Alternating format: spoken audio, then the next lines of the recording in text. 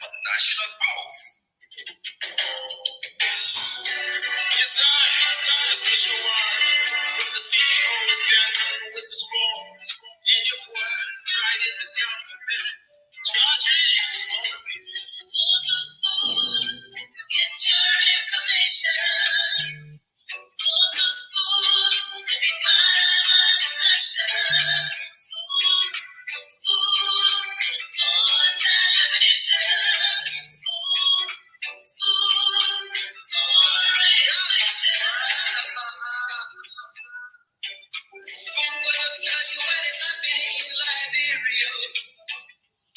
School will tell you what is happening in Monrovia. School will tell you what is happening in Africa. Just do the school. Don't just when you went though. Did the children crying for starvation? Just don't go school. You want to get a news update? My brother, don't go school. You want to know what is happening? Moreover, don't go school. Politicians want to make their decision, just go to school. You want to know what happening in the ministry, don't go school.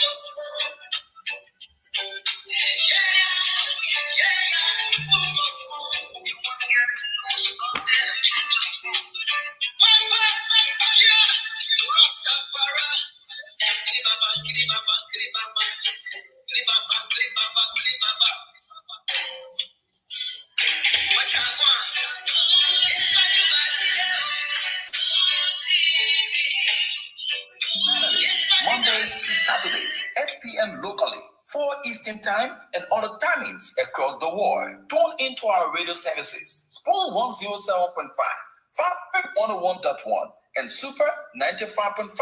We can also be reached on social media through Facebook or YouTube on Spoon TV, Fabric TV, and Super TV Live. Locally, tune in to Super TV Channel 10. Spoon Talk, setting Liberia's agenda for national growth. When the ordinary Liberians, home and abroad, are seeking a platform to make a clarion call to their leaders for a hygienic political, social, and economical landscape in the motherland, there is one platform that is authentic, they always count on. Spoon Talk, the beacon of hope, the fountain of authentic information for this dispensation and dispensations to come. Join the team of panelists Mondays to Saturdays, 8 p.m. locally, 4 Eastern Time, and other timings across the world. Tune into our radio services, Spoon 107.5, Fabric 101.1, and Super 95.5. We can also be reached on social media through Facebook or YouTube on Spoon TV, Fabric TV, and Super TV Live. Locally, tune in to Super TV Channel 10. Spoon Talk,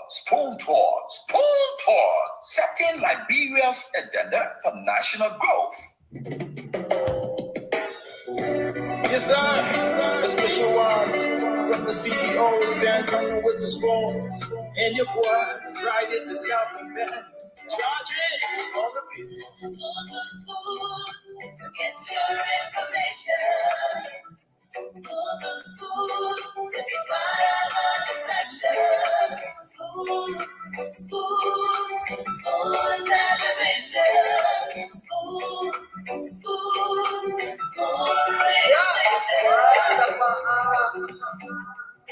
Spoon gonna tell you what is happening in life. You are muted, Nelson. You're muted. Nelson, you muted yourself. 107.5 FM, Fabric 101.1 FM. We're also live by means of Facebook on social media through the different platforms, Spoon TV Live, Fabric TV Live, and also on YouTube, Spoon Talk Live. We want to say welcome wherever you are across the world joining us. My name is Nelson Colette, and of course, Dr. Francine Richardson has joined us, and of course, James Gude Flomo is here. Let's say good evening to you, Dr. Richardson, and also James. Yeah, hello, how you doing? Yeah, good evening. Yeah. Well, we just want to welcome everyone today for a spirited conversation. We have the Honorable Prince Johnson will be our guest today. That's what I saw on the flyer. So I'm sure whenever he's here, there's always a lot of questions and concerns about the development of Liberia. So I look forward, you guys join us. Call someone, share the show. It's going to be very interesting. We look forward to having him here. Nelson, and good day. Anything going on in Liberia? What's going on with you? Yeah, good evening again, Dr. Richardson, and I'm doing well, and lots of things happening in the country right now. the the happiness cannot be void of the preparations that are ongoing for the 2023 general presidential elections. So from that end, we see political parties have different things going on, alignment, realignment, and and at some point, friends becomes enemy and enemy becomes friends. Those are some of the things that are happening in the country right now. Yeah. Yeah, that's a good general way to put it, Nelson. We'll keep it like that. It will be dissected. Your general thoughts will be Yeah. dissected, and the team come here. It's just good to get people in the mood. James, good day. You want to add anything? No. No? Wow, it surprises me that you don't have any, you don't speak. The man, the You're man not, said he, James is never short of words. I'm not the too man said, okay. the man texted me. He said he doesn't want to say 7%. So Uh, Oh, Nelson, Johnny James, that you're more clear, more peace. no, the man just sent me a Just message. delete that text when James send that kind of text to you. Just delete it because it's not real. It's not that fake news, okay? uh, I'm feeling a little pain in my tooth. Oh, So, you went to the dentist today? Okay, no, man. no, I did not. Maybe Oh, I'll go there during the week. oh, that's very painful. I'm sorry to hear that. Feel better, Yeah, okay? All right. That's very painful. It'll be okay. Take some pain speedy medicine. recovery. Yeah. When I say I don't feel good, I just before I got on the show, I think you guys saw me. I gotta call my nephew, lost his mother-in-law. I just saw her like Oh, maybe a year ago. So they just oh, called me wow. today. Yeah. So Tina and Darling, I'm thinking about you guys. They watch the show all the time. I send my love to all of you. And I'm sorry to hear Tina. I'm sorry to hear about your mother.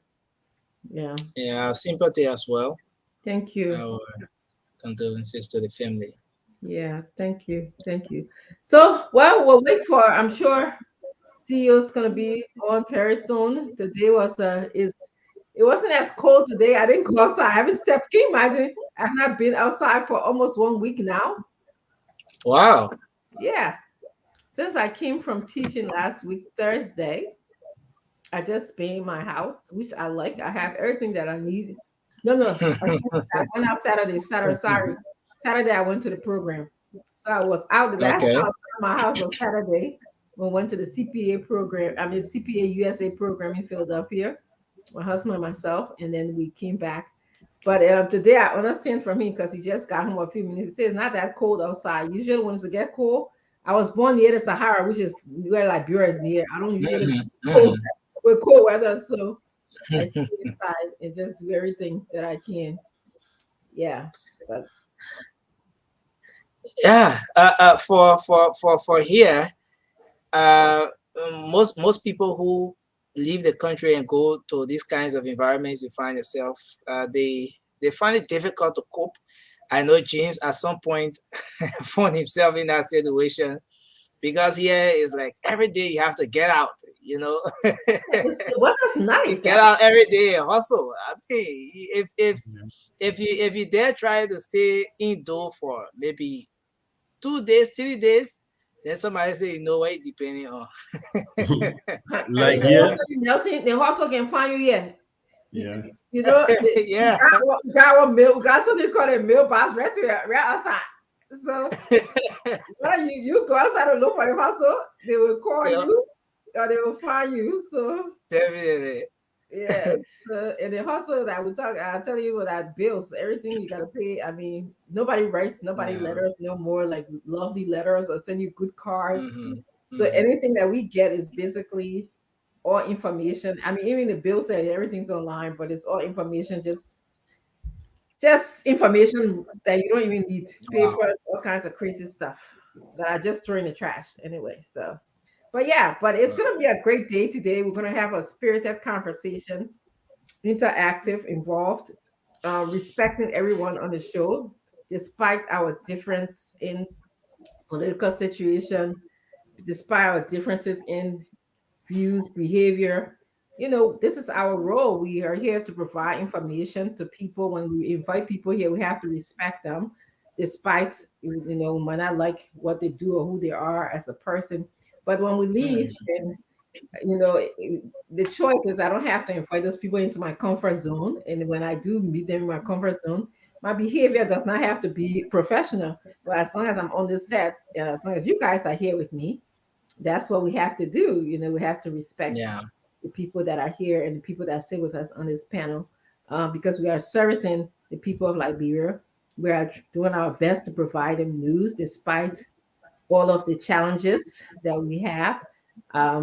James not feeling well, he has to be here. I'm not actually coming down with cold and also in the loss of family member. We have to be here. Nelson, you have to be here yourself because this is your job. So Yeah. that's where we are. But anyone, if they is he ready? Our guest, once when he comes in, you guys should let us know. Just alert the CEO as you usually do. But let's just welcome our guest. I haven't done this for a while because usually CEO is on time and he does it. So let's see where we're getting. I always enjoy welcoming our guests. It's such an honor because without our guests, we will not be here today, and I'm sure you guys know it. Yep, pardon me. Yeah. Sure. Pardon me a little bit. My grandson was in my office, chocolate. Oh my thing here. But I swear, I don't understand what he can be doing here. It is so bad that Yeah. when I'm even going Yeah. to the great thing is I work from home on these days. And sometimes while I'm in meeting, like I was in an important meeting with the county, the city of Philadelphia, and he just bushed, walk in the door, walk in the door, and just started yelling. And it was like, I had to tell the people, I apologize. Because I'm not gonna begin that. So that's who, That's the other side. That's the other side of working from home. Yes, honestly, that is. Yeah, give me Yeah. space. Let me make sure that I can move. So he moved he either locked the keyboard here that I'm having trouble. Um, Okay. Okay. yeah, Yeah. county. Oops, sorry. So let me just start with Winston Kawabi. I believe Winston is here with us. I'd like to welcome you from Sincar, Monrovia. I'd like to welcome Oretha God Favor Me Battle. She's watching from Nashville, Tennessee. I also like to welcome Sammy Zor. He's watching from Johnsonville, Logan Town. Um, want to welcome Sylvester. I miss Sylvester name. It went by so fast. Give me 1 second. Let me just do it this way. Aaron, Jesus, this stuff goes by. Moving so fast. Yeah. Okay, I can control it from here. Era M, yeah, is watching from ELW Junction. Junes Gray is watching from Lighthouse of Senator Abraham Darrell Dillon in Monrovia. watching. James W. Matali is watching from Complete City, Nimba County. Emmanuel Kahar joined us from Johnsonville, Pennsville. I was going to say Pennsylvania, Pennsville. Pennsylvania, right? The Pennsville, well, Morovia. Prince Louis is here. Thank you, Prince. Michael Thompson is here from Duper Road, Pennsville City. Prince D. Vumbo is here from Buffalo City, Buffalo County. Chris Wian is watching from Morovia. Lawrence Thomas is watching from the airfield. I'm just looking at both screens right now. Danny Blake is watching from the Ivory Coast. Stone White is watching from Trenton, New Jersey. Robina Fametta Louis Vincent, my childhood's little sister, is watching. She said, "Happy holidays, Spoon family. Enjoy your holidays with your family." Thank you, Robina. You do the same. Thank you for the holiday greetings. Sekou Sheriff is here from Red Light. Samuel Trokonzian is watching from Grand Bassa County. Grand Bassa in the house. You guys, Grand Bassa is here. Emmanuel V. Tauber is watching from Alaska. Nice. Hello, Emmanuel. God, I bring all the way to Alaska. Emmanuel Ish Natefala is watching from Bum Mines, a place that I know very well. Or I used to know. When I close my eyes, I could map it up, but it's changed since I lived there. UJ Clark is watching. He said, "Good afternoon, everyone." Josiah Ware is watching from District 4. I don't know where this is. That went by too fast. Leslie Kennedy is watching from heaven. That God, hello, Leslie. You might that God James here in charge of the House Club in like okay? Y'all keep it down. Keep it down the ground here for us. We are very interesting people, very nice and interesting people. I love my people. Yeah, I tell you no lie. I can go up, down, come side me. I hear for Liberia. The man say watching from heaven. Yeah. He should have called the street name heaven. The Golden Street. I told him, I said, tell the man that James Good is here. He got a God Money Us Club here. So make sure that you tell God that in heaven. Yeah. That's only drop for James Good Flomo to just flush out the toothache. Maybe from heaven, when it comes from heaven, it will be very strong. That's right. So, I'm trusting in that. I'm trusting that James Good will feel less pain. By tomorrow, he will probably be much better. I'm trusting that. Let's see. Lai G. Kamara said he's watching from Claratown Community. Ambassador William D.K. Johnson is watching. Trocon Dixon is watching. Leslie Kennedy, he said he watched from Gold Street. That's what he time I tell you. Wow, Gold Street. They've got Gold Street in heaven. UJ Clark is watching.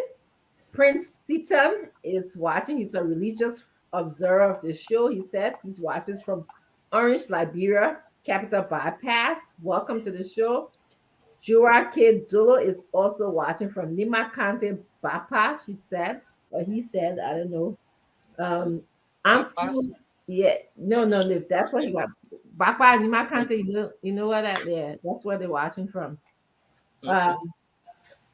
Moses Freeman is watching from Randa Street, Monrovia. Tom Kamara is watching from Newark Airport. Somebody's at the airport. Have a safe flight there, whether you landing or safe arrival home. Michael Y. Nentor is watching from Pennsville City, Monrovia, Liberia. He had to give a whole title here, but thank you all for watching us. Charles Corson Kamenje is watching. Philip Bala is watching. He said, "Good evening, my Spoon family. Good evening to you." UJ Clark is telling me that I should correct the name. Okay, I'm sorry, UJ. I'm trying to pronounce everybody's name here. Johnson Davidson is also here watching from Banga. Sam Gay is watching. Augustine Timba is watching. Jeremiah, oh Jesus, not so far. Moses K. Kapu Sr. is watching, and I will stop at this moment. So I think I saw CEO Stanton so that he can take over this show. All right, I think we did enough welcome, and you can add, you can welcome some No, people. Dr. Richardson, continue, man. I'm hungry. Continue that. Oh, Continue. okay. Yeah. All right. James serious like that. Continue. James don't feel good, oh, he said. No, he's okay. He's hungry. No food today. Yeah, that's it. Everybody. Listen. James will feel good if he get a deposit. The government I pay people, it's been 3 months now, so James get paid, yeah. You know, Spoon Talk follow the track, the government track. If they don't pay, then Spoon Talk can get paid. Yeah. That's a good thing. Yeah. I'm not hungry. I got another person say I come with bad feedback. It's the my gobble. Wait a minute. What my feedback is bad? It was bad. Yeah, it's still bad. You have to log out and come back. I'm only believing this man for a while. No, it is. You get feedback. Dr. Richardson, my feedback. Let me Dr. Richardson. Maybe it's from her. Is it okay now? Yeah. It was Dr. Richardson, not me. Yeah, but when we were there, it was not coming. As soon as you came how she got it.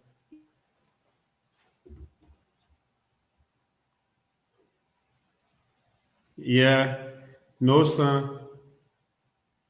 I'm talking. Everything is okay. Nah, I block her. Is it okay from my end? Yeah. It's okay? Nelson, yeah, you're okay. Nelson, when I hear you. I said I think it's breaking in a little. Yeah. It's from you, CEO. We're still getting it. Yeah, I think it's breaking in a little. Yeah, it's from you. Man, play. You call Musability and do your show. I'm hungry already. What Musability? What Prince Yedu Johnson? Prince Johnson said we got an announcement. The president told him, wait, he shouldn't speak. Because when the president returned to the country, they got to have a meeting. And, we're going to call him tonight. The man, Prince Johnson is the senior senator. Jeremiah Kuna picking up Prince Johnson. So Jeremiah Kuna can say a word. Jeremiah Kuna picking up Prince Johnson. Prince Johnson is senior senator. So, when we reached out to Jeremiah Kuna said, man, the puppy got to talk. I can't talk. So I said, well, Jeremiah, what happened? Will you be Alexander Cummings VP? He said, oh man, no comment. I said, oh man, you scared? Hey, I said, I heard that you cannot negotiate. American, I want to negotiate. He came to negotiate. He went to Europe, but I looked at Prince and said, oh man, you can't do that. So the back and forth. We gave all this announcement. They are good people. Jeremiah Kuna, my man. Jeremiah Kuna, my man. So we'll reach out to them. But another son of Nimba is coming on, Musability. With all the plenty Wahala in Liberty Party, he's coming on. Musability called me today for us to partner, Truth FM and Spoon FM. To partner with a man want me to, help a radio station now. So it means I shouldn't say it, but I'm saying it because my own I can't. I mean, see what don't get now say what I say. We get radio station in Nimba, in Basel. I said, okay, Musa, let's go ahead, So yeah, he has station in. Yeah, the man say he get new equipment and everything. I said, oh, man, Musa, leave me alone. I want you to face Liberty Party first. When you face them, then you can move on. He say Liberty Party, my man coming on about James. Don't let me talk. The man coming on. All the men secret. And he better say they're not doing no peace talk beyond the hustle. It will start from NEC until they go to their party headquarters. But James, let me say this to you. Something is just not right. Yeah. Dr. Richardson, you welcome everybody. Kev Hassan just bought himself a wheat fufu and plow, so he's eating right now as we're speaking. Kev eating. He said, "Oh man, I'm so hungry. Let me eat." I said, "I must say, Tell me that week before. Take care to make an announcement about that. what happened? Is it a good thing? Is it good? It's healthier. Oh yeah, yeah. I mean, somebody calling me, I'm muting them, but they still calling me. If somebody mute you, it means that they don't want to take your call. So stop calling them, you know. But what? So seriously, Musa Belete, I think he's in this thing like a peacemaker, you know. But I don't think DeLon Yombly, I think they are gaining. You guys think they're gaining that strength now? They think that they're getting stronger and Musa Belete is getting weaker? What do you think? But they already won. It's just a matter of time. They already defeated Musa. Musa is James, watch it. James, I come to you. Yeah, that's not how we do the show. Maybe they already won. I mean, where you coming from now? They already won. Musa is just another history page now. Watch and see. James, you cannot say that though. All right. Why would you say that? Let's wait until the end of the day. No. I want you to give me a reason why you think the Yombly Cam and the Delon Cam they won. Why? Musa is still the chairman.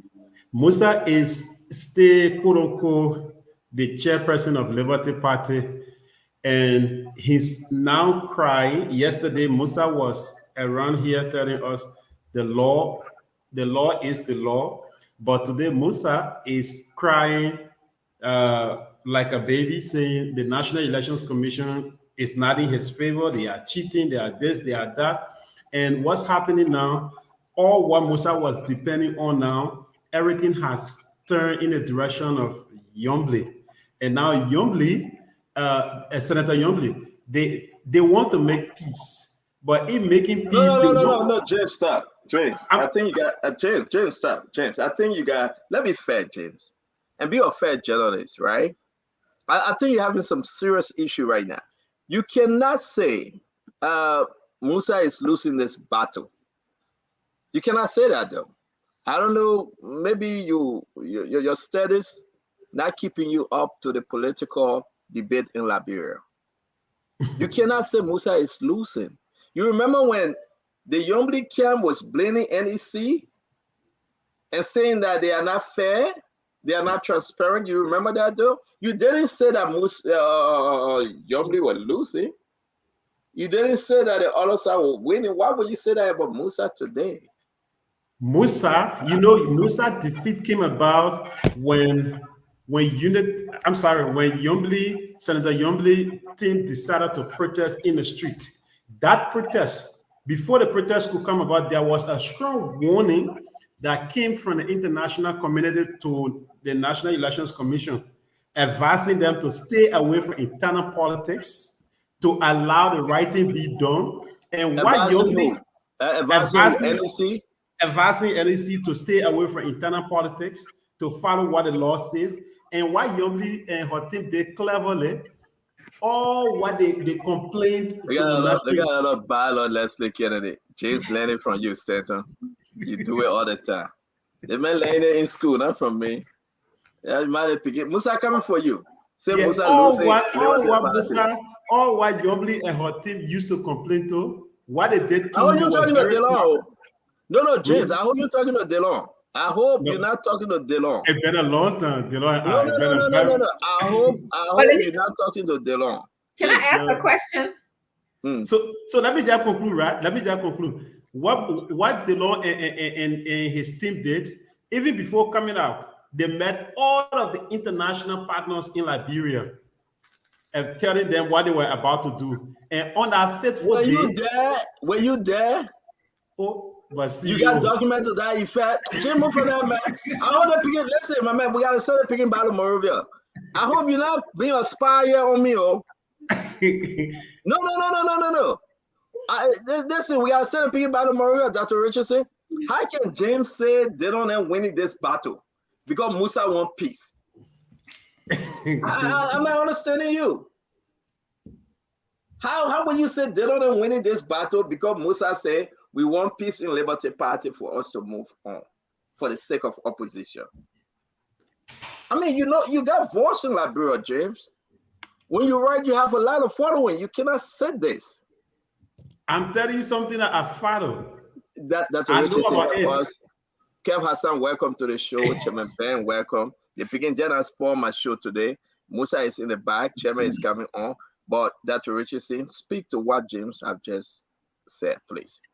No, James triggered me as if I was in a classroom, and the word you said, stay away from internal politics. That's what you say, lead that classroom team, man. Everyday classroom. Can you just be quiet? Let me speak. Don't even get started with me. Classroom. Have your interruption. Okay. So, James, my question to you is, okay, the Supreme Court of Liberia made a decision, wasn't it? Didn't they? What did they say when they made a decision the last time? What I can recall was they should go back to elections Defamatory agreement and incorporate everything. And go through what they agree on. You know, this is a case that I followed religiously when I was in Liberia, right? No. I just so who holds the higher power in our land, in the administrative body? And in this question, this is how I'm thinking about this, such as NEC or the Supreme Court. Yeah, the Supreme Court. I think that is what they are doing now. They're going back.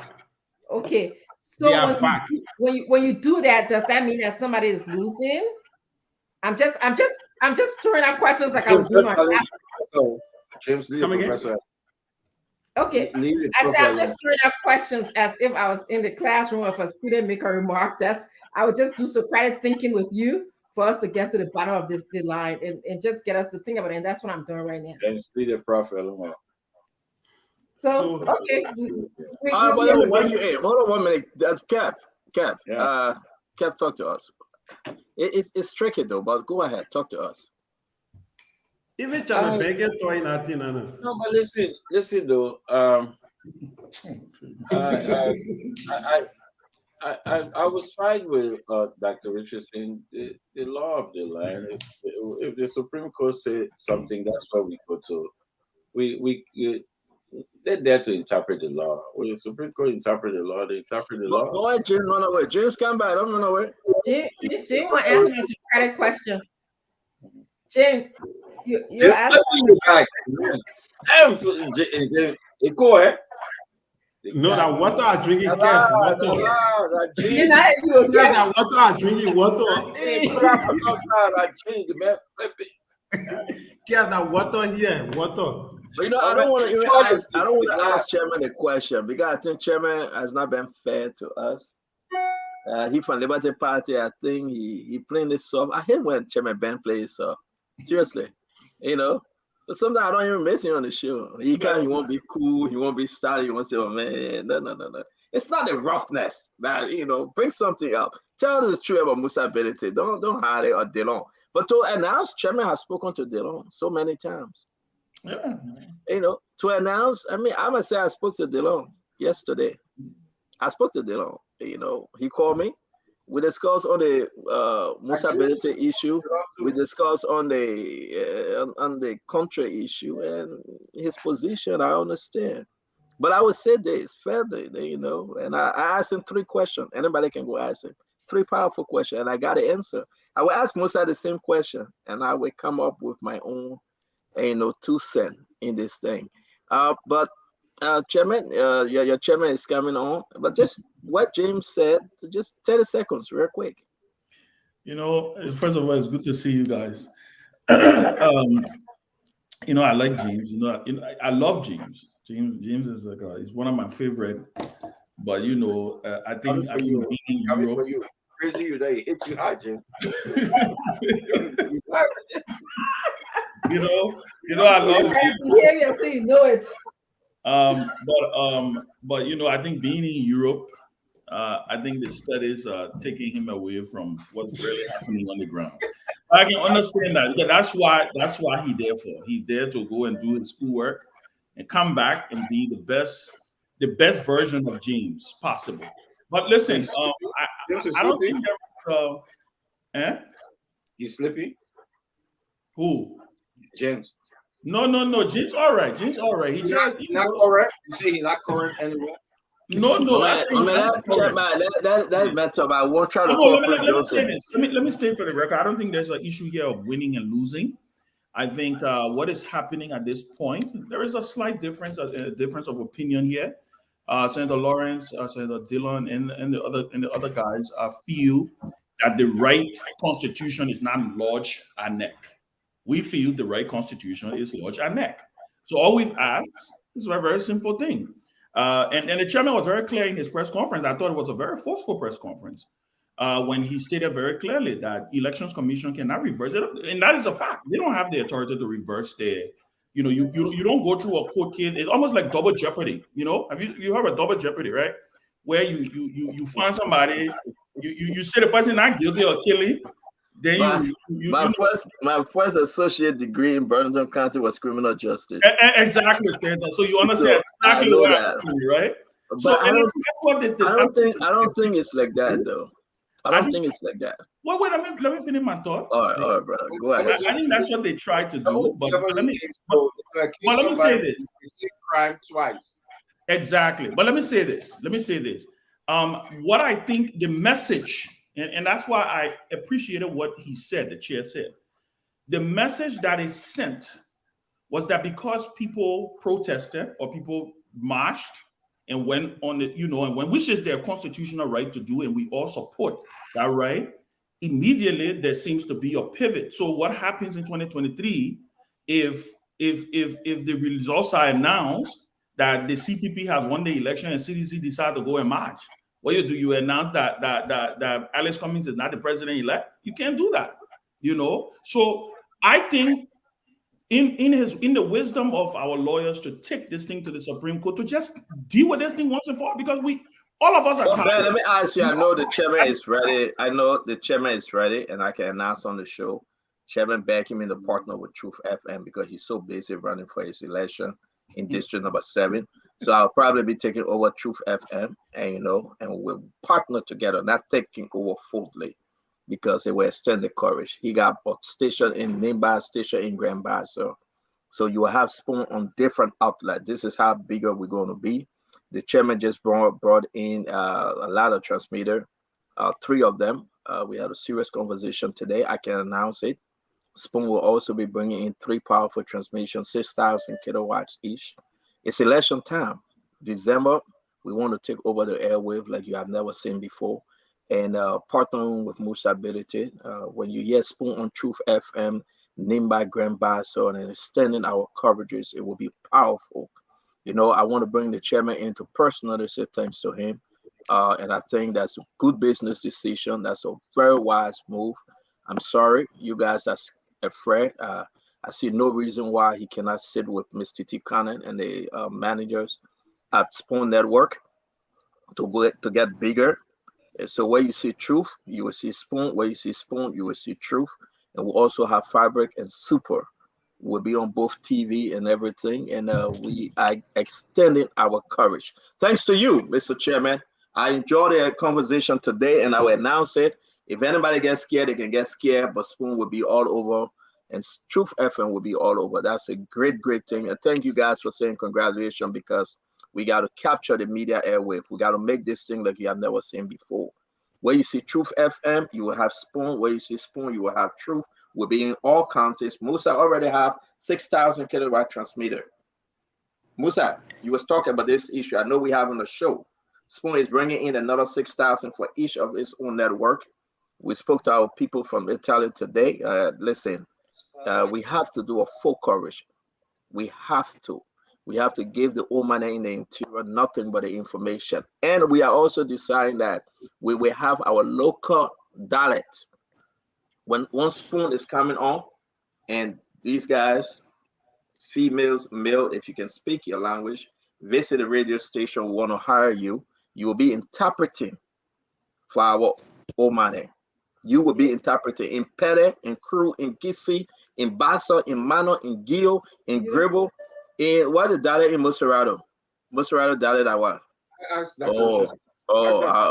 Dr. Richardson asked it. I will catch you in this one. But we want to say to you, thank you very much, Ambassador Nimba. This is very, very big, and we appreciate you guys are saying thanks. Listen, it's nothing. Nobody giving Musa any money. Musa not giving me money. We're just doing it for the people. So we agree to come together to make this big. I know it will be shocking to you guys, but imagine this will go beyond. And you will hear spoon in your native dialect. You will hear it. So we will ask going towards Christmas. If you bring in your application, once we consummate this deal finally, you will be on the radio. Somebody will be speaking Kisi. And when they speak Kisi, you will hear and understand what we're saying. If we're saying that President Weah is returning to the country today, you will understand it in Bassa. Because if you cannot speak English, you cannot understand English. And only Bassa you can understand. You will understand it in Bassa. If you understand that the people getting paid today, that James Good they getting paid, you will understand it in Kisi. And that's how we want to help our local people understand what is happening in the country. This is big. I'm not scaring any network. I'm not scaring any radio station. But this is what I dream about. I can do this all day. We can do it all day. I don't want no political office. I just want to serve my people the best way I can. And I want to say shout out to you, Chairman. Welcome to the show and talk to us. Thank you, thank you, thank you, guys. Thanks to everybody. The only thing Stanley didn't announce was that the signing ceremony would take place exactly in Nimba County. I know I'm better going to sign up your spoon. I ain't going to do this cycle play yet. Better get ready And to play every panelist will be required to be at that program. Encouraged by Spoon and other media. Yes, I think it's about time. Stan, as the English would say, Spoon has earned the stripe. You change the dynamics. We're happy to partner with you to keep your neutrality that you have, irrespective of our political position. Spoon will be Spoon. The network will be what it is. There will be no change in that. The change will be how far we're going to reach the people. I think it's a good example of what we can do as Liberians instead of being rival to each other.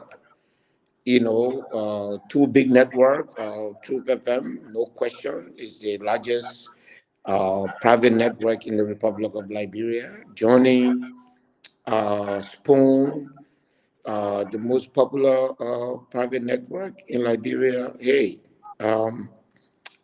that's a mega. They call it a mega merger. So the two CEO will meet and discuss, agree, but we can tell you in principle that we've agreed to work together. We will revamp our systems. As of next week, the first batch of transmitter. By the way, we've been talking about this, for a very long time, and so a lot of work has already been done. The first set of equipment will arrive in about 5 days. That will relay 6,000 watt across Monserrado, Nimba, and Grand Bassam. This way, by geographical measurement, this will cover the entire country, and then the other networks and the Liberian people from all tribes, all region. We listen to Spoon, we listen to Truth FM News Service. It's gonna be a mega deal, and we're gonna make sure that it works. So nobody should be scared. It's just that information delivery is gonna be easier, better, and more authentic. So we're glad that we came to this, just consummated this evening with the CEO, and I'm pleased to to say that this is a deal. Listen, Chairman Musa, because if I say Chairman, I'm talking to our regular Chairman on Spoon. But Chairman Billy Tate, is good. I think this is what we want. Chairman.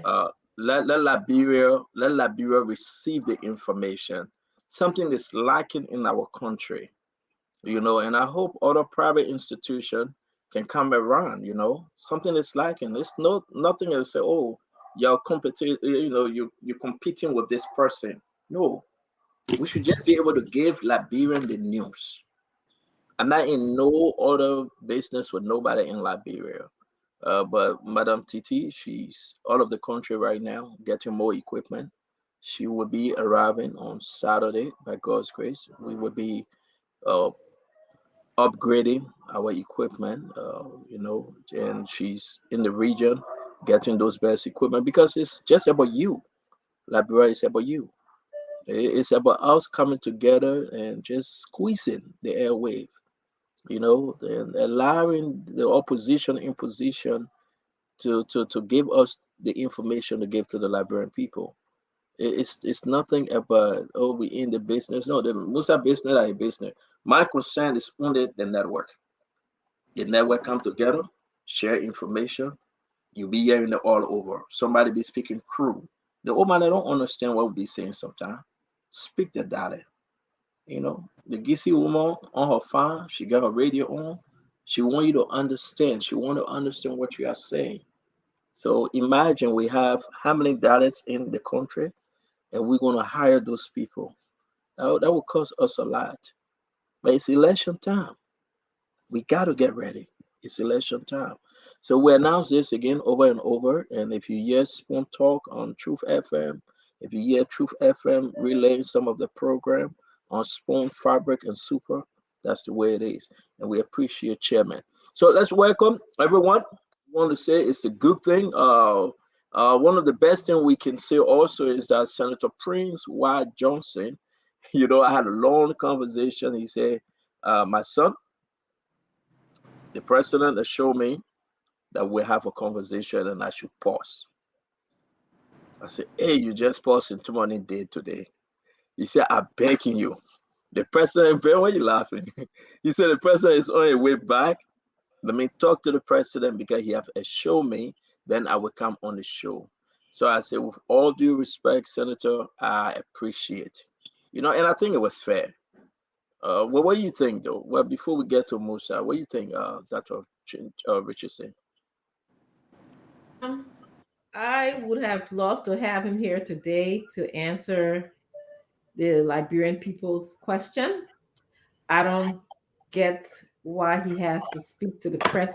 He already was in the news, I believe, a couple of days ago, stating that he withdrew his party, his support from the president, because since he supported the president has not appointed significant number of Nimba County persons into his government. He was upset about that. So for him now to say, I want to wait until the president comes, is to me a classic description of Prince Johnson, unpredictable. I think that the richest saying, I don't know. That's what do you think, Kev? I think he's the senator. His party have an issue with their collaboration, and he was able to reach out. The president reached out back to him and said, pause. Though he was on VOA, and Charles Botti, you guys can follow that as well. But the president said, don't go on the local network. You myself have spoken. I will be in the country and we'll discuss. Then you can go on the local network. Well, what do you make of it, Kev? Well, in no time that Prince Johnson said you were withdrawing, Prince Johnson expressed some concern, which is normal in any political party. You express your concern. But he's a disciplined man, and he decided to listen to a political leader which his party is collaborating with, and I think it's decent for him to listen to his political leader. Chairman Ben, what are you laughing at? No, let me because what I really want to say, I would answer it, but it's okay. But Why? let me say say what you want to say. No. You talking about the discussion that we right? Yeah. No, what do you really want to say? No, listen. First of all, anybody who I saw that statement, I forgot who I was talking to. I was speaking to somebody. I think it was Tommy or somebody, and there were people from the opposition who started, "Oh yeah, Prince Johnson leaving the ruling party, blah, blah, blah, blah." And I told them, Prince Johnson, listen, I'm gonna be shocked if he does leave. And I anticipated what has happened. Him saying that he has to wait for the president to come. What's gonna happen is the president's gonna come. They're going to strike a deal. Prince Johnson will come right on this show and he will announce it right on this show what that deal would be. I think the opposition has to think beyond Prince Johnson. And I don't think the opposition doesn't need Prince Johnson to win in 2023. They don't. I don't think Prince Johnson is going to support anybody in the opposition. I don't think so. Prince Johnson is tied to George Weah. He's tied to the ruling establishment because he feels that is where his allegiance and his protection lies. I don't think if I was Prince Johnson, I would not take the risk. I'm putting myself in his shoes. So this is not an attack on him. If I was thinking like him, I will roll the dice with George Weah. And I think that's what you're going to see. What he did with the statement, though, Stanton, he raised the stakes because I think the CDC is fully cognizant of Prince Johnson's importance in the pathway to winning re-election. So what he did was to raise the stakes and got the president's attention because for Prince Johnson to have issued that statement, he probably must have tried a lot of things quietly, and he didn't get the nudge or the temperature that he needed to get. Well, he finally got it because when he issued a statement, and Kev, point of correction, in the statement he did say we are ending our cooperation with the coalition. So literally he said, if you don't pick up the phone and call me, he issued a well, let you finish now, Kev. Let you finish. Kev, let you finish, please. Chairman, finish up. Kev, let you finish. So, well, let me say this. The statement that I saw, and I stand to be corrected. Maybe Kev know, but that statement clearly stated that he was ending his support for the coalition. But again, like I said, I'm not going to hold my breath for Prince Johnson to support the opposition because I don't think that's going to happen. As long as there's a ruling party, I think he's going to stick it out. He does it all the time. He did it to us in 2017. Let Musa run the show. He did it. I mean, the first major rally Liberty Party had Prince Johnson show up there, and everybody talked. So, but let me understand something, Chairman. Chairmanability. What we on the show tonight, I will call chairmanability, and just leave that alone.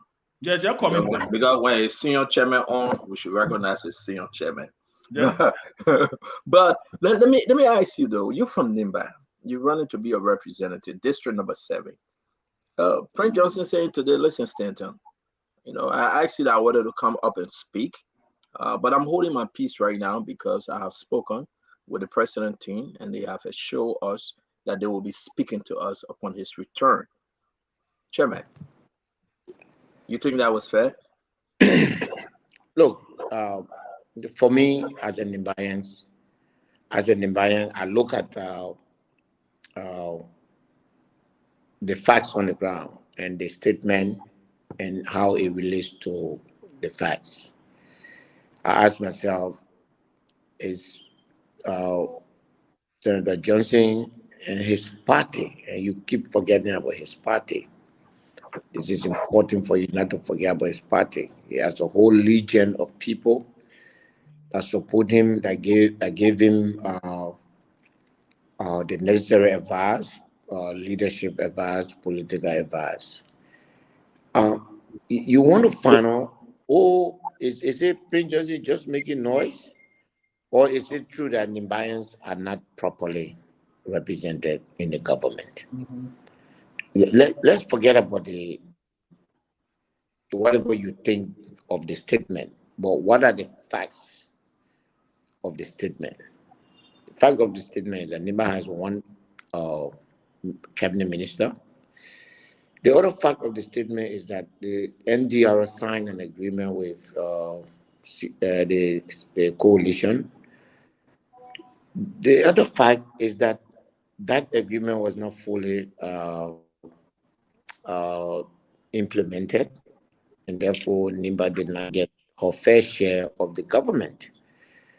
I'm I'm not sure that for the next 11 months that there can be a counter effort. And I can assure you, Ben, that the statement that Senator Johnson made is the view of almost 90% of Nimbayans and his party. I'm in Nimba, I know what I'm talking about. About 2-3 months ago, the government had this very elaborate planning for Nimba, where they even met the president at Farmington, and they put a lot of things in place, and nothing happened. And so you on the surface, you say, oh, it's Senator Johnson speaking again. But I can tell you that this last statement, all of the speaking that he has spoken, he's never put up an official statement before. Don't take this statement lightly. That's one. Second, it is a view that I believe is the overwhelming view of Nimbayans and of partisans of the NDR. So, But Chairman, let me interrupt you. Is that your view? yes, I said it. I mean, Is your view also?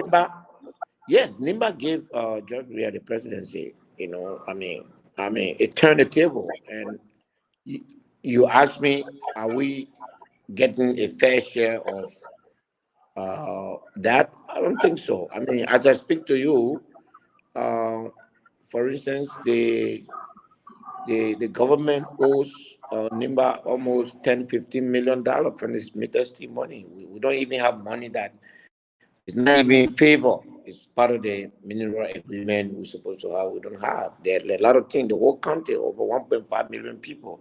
There's only one police vehicle, which is always down. So there are a lot of things that are. But my question is that if I put you in, so let's just have this conversation a little bit before we come to Liberty Party. 5 years. Why now? 5 years. Why couldn't you guys fight so aggressive? Why couldn't you guys fight so? Well, let me finish, Chairman. Why couldn't you guys fight so aggressively? Is it because of another election and like folks are saying? Because yeah, I spoke to Prince Johnson today, you know, and I asked him a question. Why now? Do you talk to us? You know, you got to give it to Prince Joseph. He's a former military person. He has a lot of discipline in him. So he will give the president as much, space as he needs. So if they say wait, he will wait. If they say wait, he will wait. But he's under pressure from Nimba. I can tell you that. He is under tremendous pressure. People believe that in fact, people accuse him of saying that he has taken the benefit personally and not passed it on to the party, which I know is not the case. So he has to come out, but he also made a lot of effort in trying to make sure that they get their fair share. It didn't work. He has even complained, I mean, the Prince Johnson, in a government that you help make, should have a personal one-on-one relationship with the president. That is not the case in this. I know you're here for Nimba County, but let's give the guys a chance to ask you some question. I received very, I don't want to go. I want to wait for Prince Johnson, but I understand that Prince Johnson, I've never, ever had a meeting with this president, Ben, for almost 3 years. For almost 3 years. You are talking about the godfather of Nimba County, that he can only communicate to President Weah by way of text message. You are talking about the godfather of Nimba County, that they have, because of him, President Weah won election, won Nimba, and because of him, President Weah is president today. A man that had that relationship, that had a relationship with Madam Seti, used to talk to Madam Seti all the time, but now it's difficult. 3 years? The godfather, the senior senator. So never ever met President Weah to have a serious conversation. The last time they met, it was the Ganta retreat. It was just through passing. It wasn't a meeting to say, yeah, we'll sit down with you and talk. We have this information. So, but talk to us, Chairman Ben. So what I think this is one of President Weah's negatives, and generally as a whole politically, one of his negatives is that people, and I know that because I know people who have had political relationships with him, feel that he's not someone who sustained relationships. It's mostly transactional, right? Where, okay, if we need you right now, then he reactivates with you. Now, I know other politicians who are like that, but there's a way you can do it, right? Like I'll use Ellen Johnson Sirleaf for an example. I think Ellen is a transactional politician also. But what Ellen does is that she keeps relationships. She knows how to keep, even if it's a monthly or bi-monthly sit down with opposition leaders. She did it a lot with Bromskin. She did it a lot with, she would call these opposition leaders in-house, have meetings with them, say, listen, this is the country, what's going on, what are your thoughts, blah, blah, blah. And then her partners, one of the difficulties I think President Weah has had, and like I said, this is a negative on his part because it's not good. Because what I say is that you put people in a zone where they think, well, if you need me now and you are not engaging with me and you're not talking to me, what happens if you don't need me, right? So I think it's a fair analysis. I mean, I don't know. I want to trust your source when you say that you've been informed that Prince Johnson have not had a meeting with the president in for 3 years, yeah. Right? I think it speaks volume to what is happening, and agreeing. I agree with what. And let me state what I agree with what Musa said earlier. That I don't, in as much as I think he will stick with the CDC, I do believe that the base or the bottom of his party is not happy, because it's like they're looking at him and saying, hey, what we have out of this thing, right? The entire cabinet, I think there's only one position for Nimba. It's post and telecommunication. The rest of them are assistant ministers. Yes. So, and I think there is some positions. And I would interrupt you. Someone told me, say, listen, Stanton, who's sending mail in and out of Liberia? We don't need that post and telecommunication. Well, that's the bottom of the pay they have given us. What else will we do with post and telecommunication? So, but let me state for the record, Stanton, that if you ask other collaborating parties, Prince Johnson has a good deal. If you ask other collaborating parties with the CDC or other partners with the CDC, people who work with the CDC or who you cannot compare them to Prince Johnson, though. Prince Johnson is a giant that would deliver the second largest county, almost the second largest county in the country. Yeah. For that comparison, and he brings strength. You can't compare them, but let me state for the record also that Prince Johnson is a collaborating partner to the CDC. What is the issue the MPP has been crying for? What the issue LPDP has been crying for? Those are constituent parties. Yeah, we'll come to that. Let me bring in. Let me pause you, Chairman. Yeah, but let me bring in Dr. Richardson, Kev Hassan, Dr. Peabody. Welcome to the show. Sintumani Josh, welcome. We are discussing about the Prince Johnson. We'll come to Musa Ability and Liberty Party. Musa Ability is from Nimba County. This is very interesting to him. Prince Johnson have a point here. He have not spoken to President George Manneh Weah for almost 3 years. Or sit-down conversation. Not passing through, not text messages, not messenger, not WhatsApp, no, not Facebook, not going to general program, but a sit-down, one-on-one to discuss about the development of Nimba and the country, the national issue that have never happened. Some President George Manneh Weah took office, gave Nimba people the MDRO, their post and telecommunication position. It's like President Weah have abandoned the people of Nimba. So this meeting with President Weah is very important because even Jeremiah Kun complained on Front Page Africa that it wasn't going well for his people. Dr. Richardson, Kev Hassan, Dr. Peabody, Chief Tuman and George. Then from there we talked to Musa about Liberty Party. Stanton, the key word I heard you just say was abandon the people of Nimba. The president has the higher authority and responsibility to implement inclusion in our country, meaning that he is the one who needs to be contacting, reaching out, maintaining relationship. I heard Chairman Ben say that with other people. as low as maybe you can go to the people in the streets, and as high as you can go to the people in different positions. And he felt, or he is failing to do that.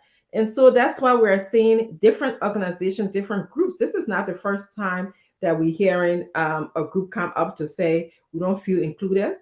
Um, his own CDC party, certain members of the CDC are saying right now we are not included. Jobs are going to people who didn't fight for the struggle. We had Dr. Lester Tenney on the show not long ago saying that. We just had Alex Williams on the show saying the very same thing. So I think the onus is left with the president to reach out to these different people, including Prince Johnson, to speak about inclusion. Just imagine how much better our country would be if we included everybody in the decision, not the full decision making, but if our country just represented almost every one of us, even as we sit on this panel, whether you gear, you manner, you pele, you whatever, there's strength in diversity, as we all know from being in an exposed country.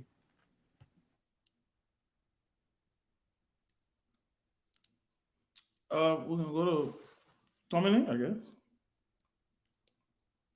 I think Kev was there earlier. Was Kev next? Okay, I didn't listen to the No, listen. Sometimes it's just laughable to see that the same people who calling for Prince Johnson to be isolated from our political space. The same people coming, Musa, the same people coming will say, "Oh, Prince Johnson, the president is Prince Johnson." I tell you, Musa, it's just laughable sometimes. The hypocrisy in high places is too much. Same folks who will say, "John Mara, where you do business with Prince Johnson, we will sanction you." John Mara, where you do business with Prince Johnson, I did. Prince Johnson, I did. Now you're saying, "Oh, you talk to Prince Johnson, you abandoned Nimba Kante." What you want now? Prince Johnson is a well-disciplined man. That's what political parties do. When you're coming towards election, you go back on the table and see what offer you got. If you can improve it, you'll improve it. The president in the country meeting with Prince Johnson in Nimba. Prince Johnson praised the president for development in Nimba. He said a lot of good things, but that's how it is. Even within the CPP, if tomorrow CPP win election, Musa Ability as the Liberty Party, if Musa Ability don't see that at the end of whoever will lead the CPP, Musa Ability will come and say, "Okay, let's go back on the table and see if Liberty Party having this or having this." That is normal. That is normal. So Prince Johnson is within his right to go on the table and see how to renegotiate things. It's normal. That's politics. That's how it is. So to say abandon this or this, how can you call Prince Johnson the worst name and then you're talking for him? That's speaking on the both sides of your mouth. What we want now. So I think Kev, I got one question for you. Yes, sir. Ask me. You're a fair man, given how important Nimba was to CDC. Do you think that Nimba has gotten a fair share of what they gave the CDC? I think it is up to to Prince Johnson to come back and say, "Hey, maybe we need X, Y, and Z." No. Forget about Prince Johnson. I say you. Kev you. But listen. You will not answer Musa for Chairman Ben said on the show a few minutes ago, Prince Johnson have a lot of good stuff. That's what Chairman Ben said. And because you know what Chairman Ben will write there, so I believe Chairman Ben. But again, no, I was being sarcastic. Just on the record, I was being sarcastic. You're not being sarcastic. You don't no, I was being sarcastic when I said compare to other people who collaborated with CDC. Prince Johnson had a group.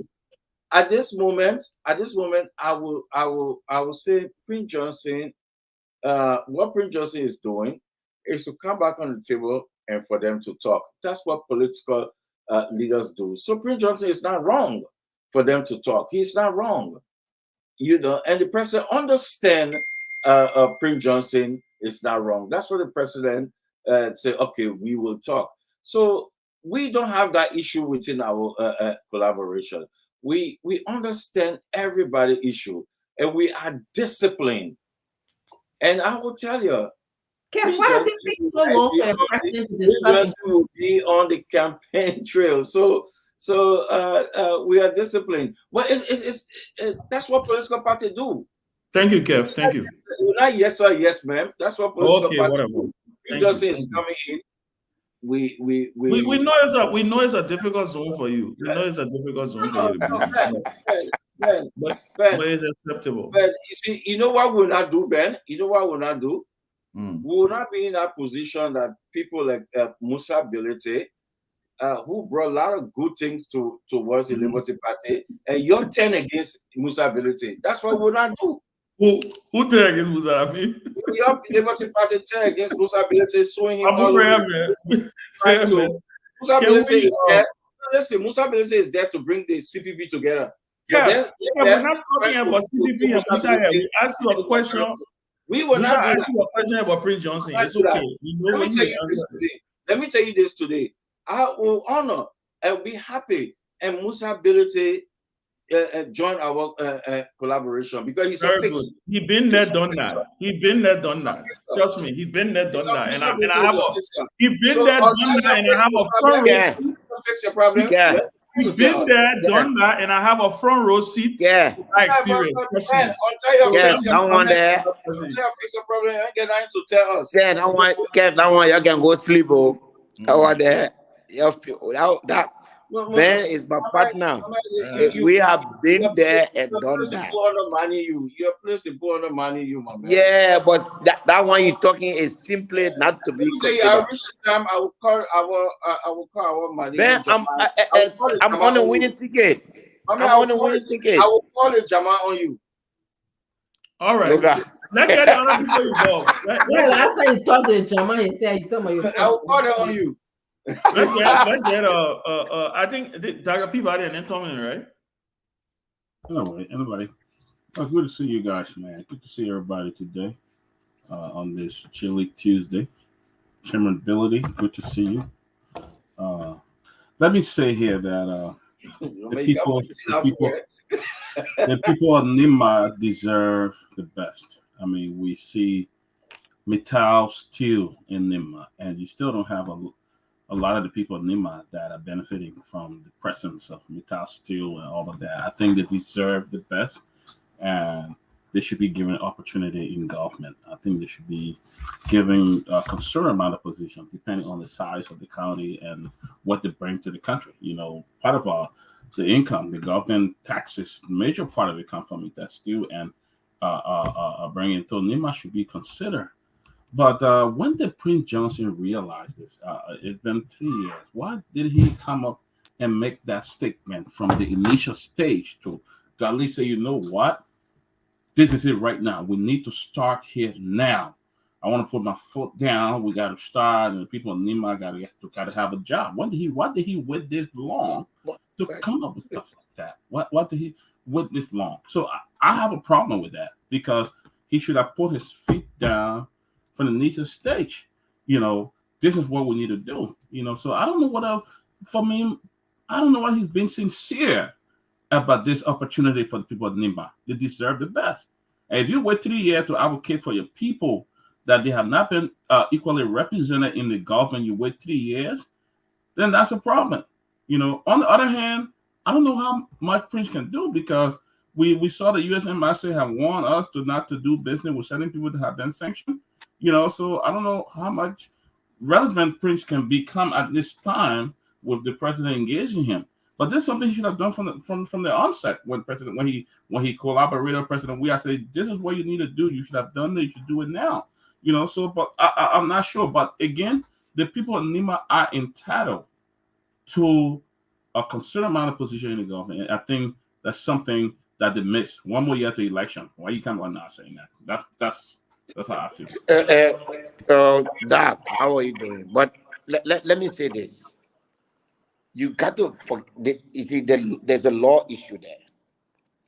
Whatever political arrangement you have with the president of Liberia, it does not take away his right to decide who he puts in a position. So if Prince Joseph has started crying from the beginning, he will be accused of all kinds of things. This is the right time to speak. You see, one thing about politics, when you make a political agreement which is not legally binding, the time to review it is when election is near. Prince Johnson is talking at the right time. Because if you and the president go, you go sign document, the Liberian Constitution says that document is not binding. So what the noise he makes has no impact. The person who realized that he was going to come for re-election, who realized that he has partnered with somebody that he needed to compensate, is the person that has the burden.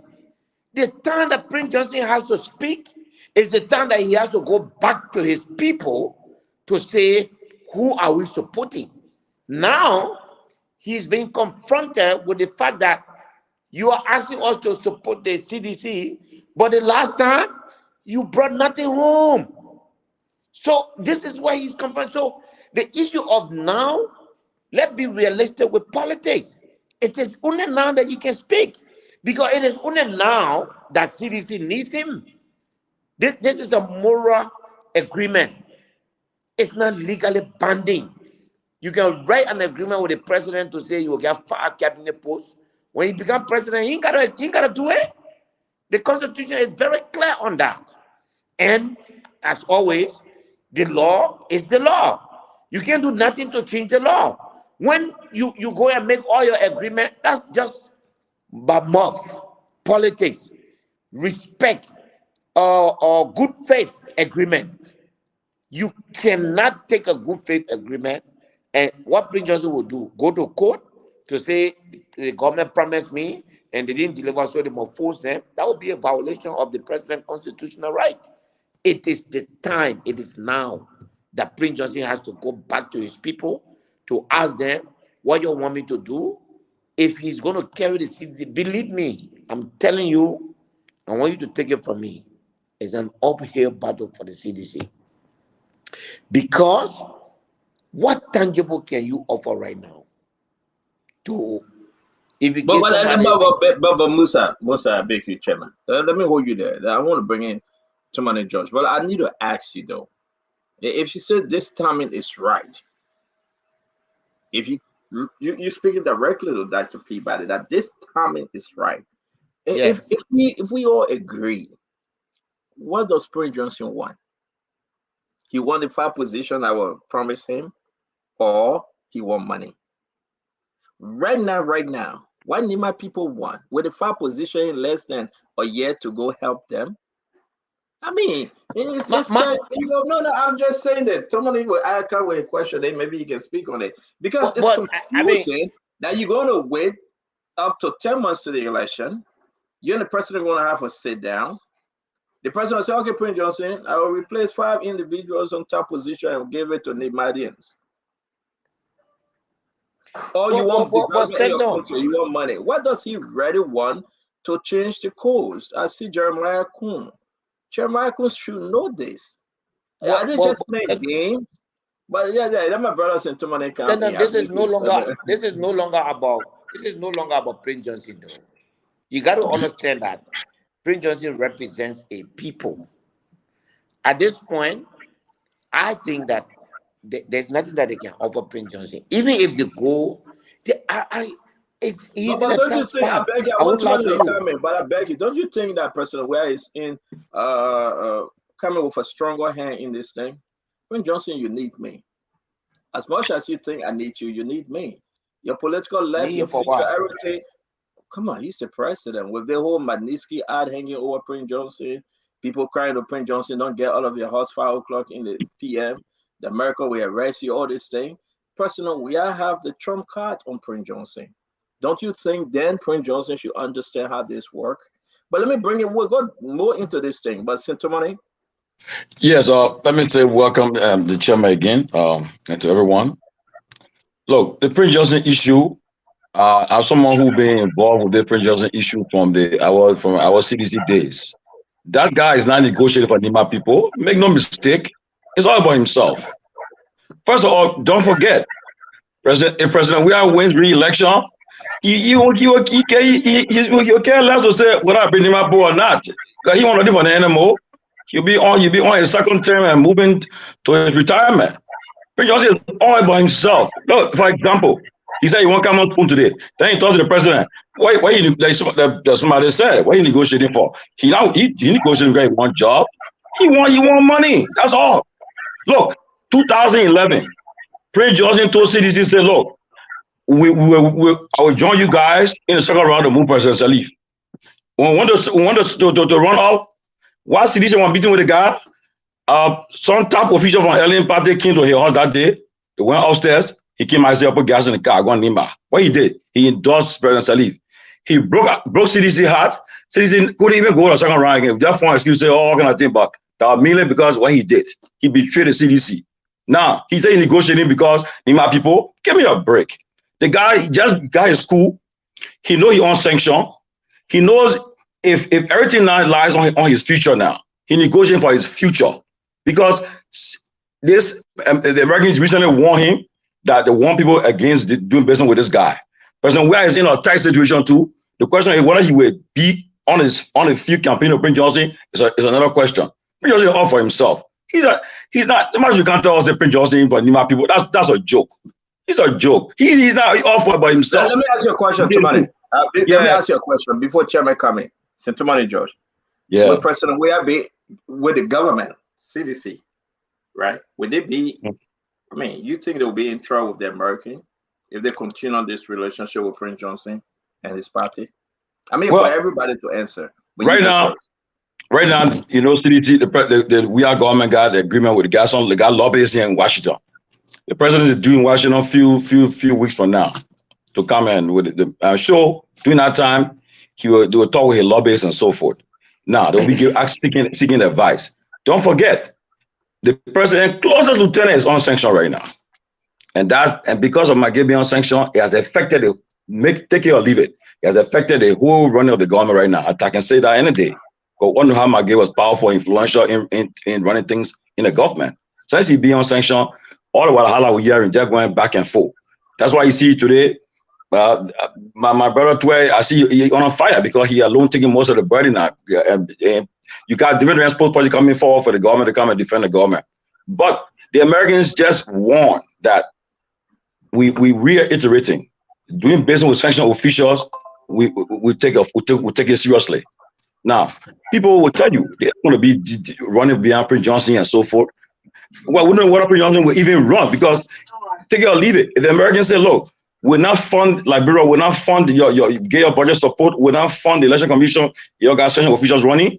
You think President Weah will tell the other brands you'll continue with this thing? No, the government want money. The government need funding.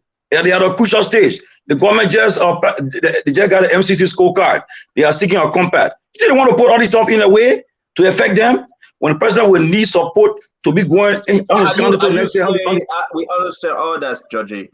Are you saying then President we are meeting Prince Johnson would be an error? Well, I want to see that meeting first in the first place. I want to see that meeting.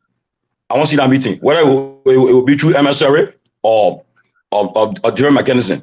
But I want to see that meeting where President Weah will give directly sitting down with Prince Johnson. Honestly, I want to see it. He's a senator. Honestly, he's a senator from Nimba. Yeah. I don't think the American would say it's a problem if President Weah meeting a senator of the country. Yeah, wait. Think it's a problem? Why do you think it's a Prince problem? Johnson was his colleagues then elected him as chairman of the Senate Committee on National Security and Defense. The American issued a statement quickly. What happened? He jumped on. They took him on that quick. Thank you very much, Dr. Richardson. Let me big Chairman Ben, Musa Ability, Kev Hassan Peabody. Then I don't think our brother George, Tumani George is right. He is a sitting senator. Should the president stay away from sitting down with one of the most powerful county senator, senior senator, because of the Magnitsky Act? So can I say something quickly? Chairman, go ahead real quick. First of all, what is the TOR of this non-engagement? I think that's the first set of conversations we should be talking about. When they say non-engagement, does it mean you're never supposed to pick up the phone and talk to this person?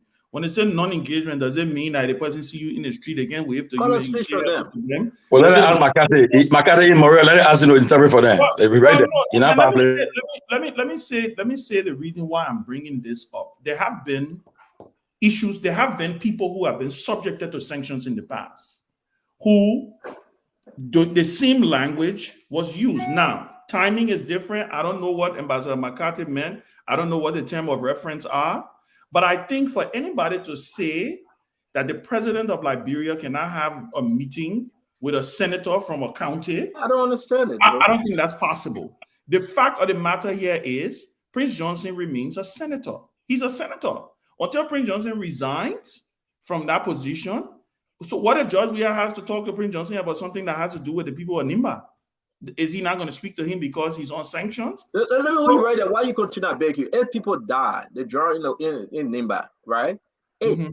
Nimba got drowned. The president, if he wasn't out of the country, don't you think as president of the country, going to Nimba, Prince Johnson will be the one receiving him?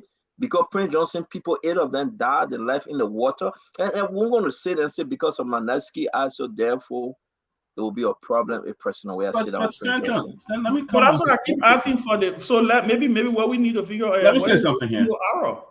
What is this? What do they mean by they say don't have any involvement? Don't.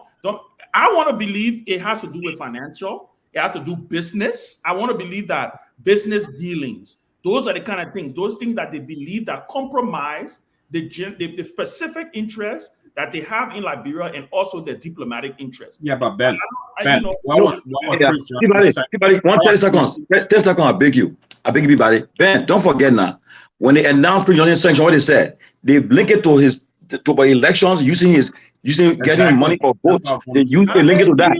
So they were clear. Don't make no mistake. No, but I'm not disagreeing with you on that. All I'm saying is, stand on your mute if you say something. Oh, I think he's on the phone. All I'm saying is, and maybe Musa can come in here. All I'm saying is, I don't know what the term of reference is, because when you ask the question about, let's take case in point, Vani Sherman. Vani Sherman is still the head of the Judiciary Committee in the Liberian Senate. Prince Johnson's situation, yes, the Americans was very specific when they elected him as chair on national security. They issued a statement and said that they don't see themselves cooperating with Prince Johnson. So as a result of that, pressure was mounted on Prince Johnson for him to relinquish the position that he held. But this notion that, and I understand the anxiety that everybody have, but I think one of the key components here is seeking this clarity to find out what that means. You know, Stanton, you muted. I think folks need to go ahead and ask the U.S. ambassador and ask the political attaché. They need to explain. It's not only those that are on sanction though. Pressed, other radio network like the Spoon Network. Wondering if we have to cover the program. Are we doing business? That's what I was going to ask. And you're going to stop suppressing the press freedom now? If we see Prince Johnson fighting someone, can we go ask him questions? Are you going to sanction BBC now, VOA for having an interview with Prince Johnson? I mean, so the question, the question here we need to ask the United States.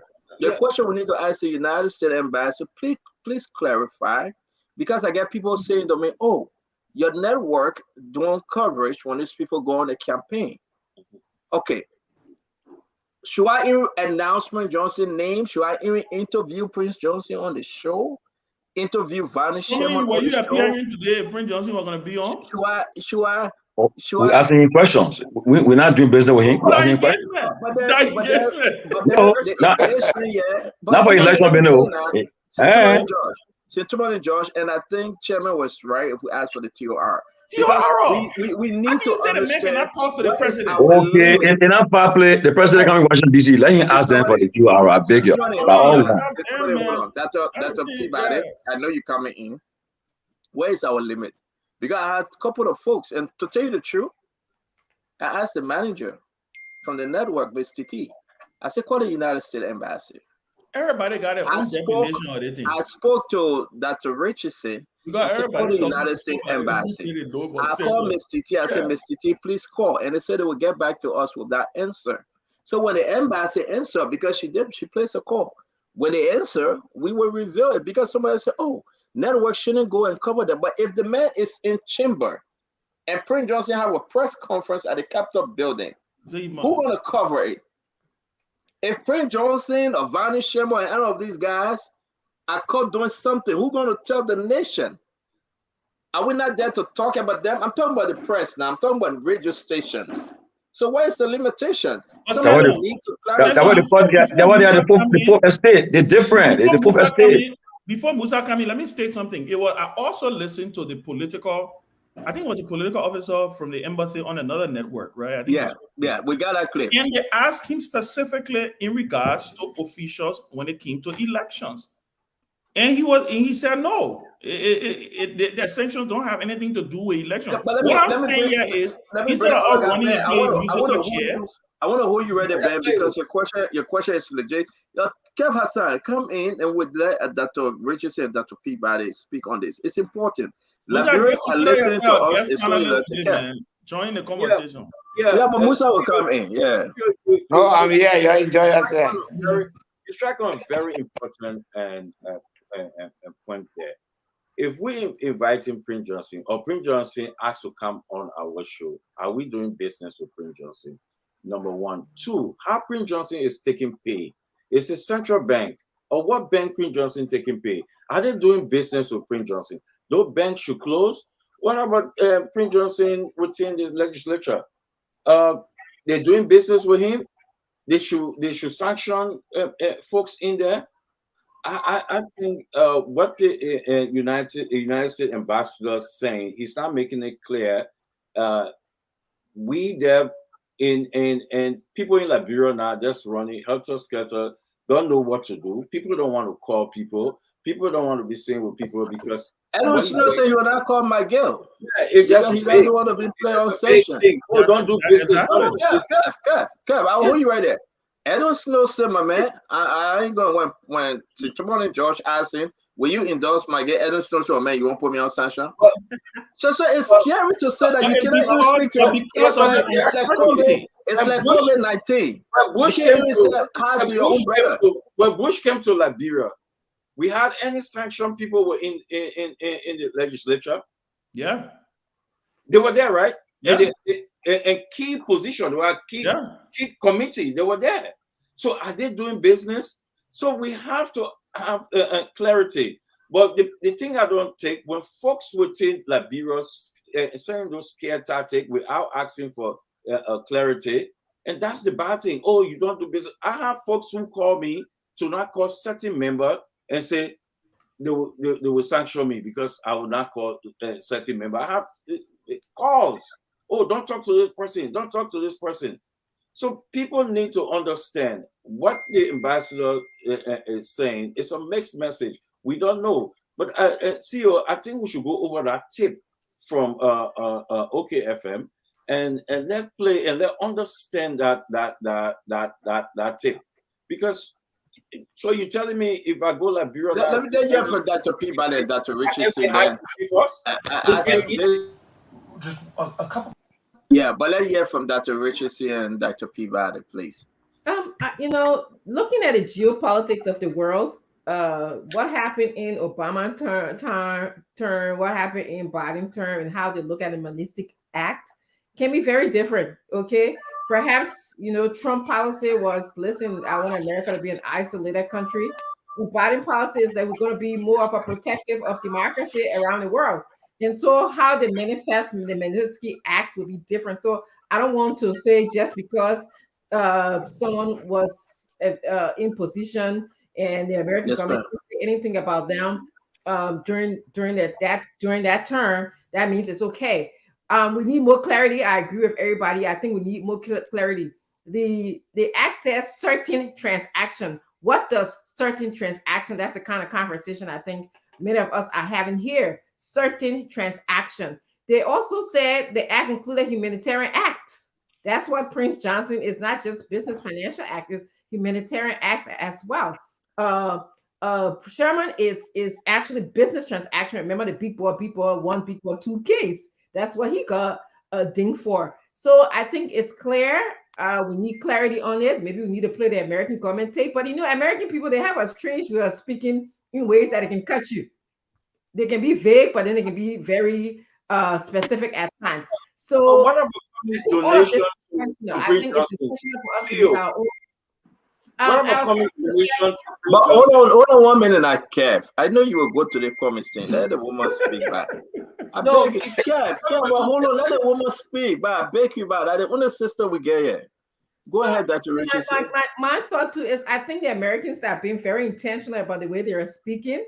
I think they are allowing us to spin, and I think it would be great if, I think what Stanton is doing is making sure that we call them and ask them, tell us specifically what you mean. I don't think it's unintentional of what they're doing. This is how they speak. They speak from both sides of the mouth, all way, especially when it comes to business around the world. Thank you, Dr. Peabody. Please go ahead before Kev. Yeah, let me say this here.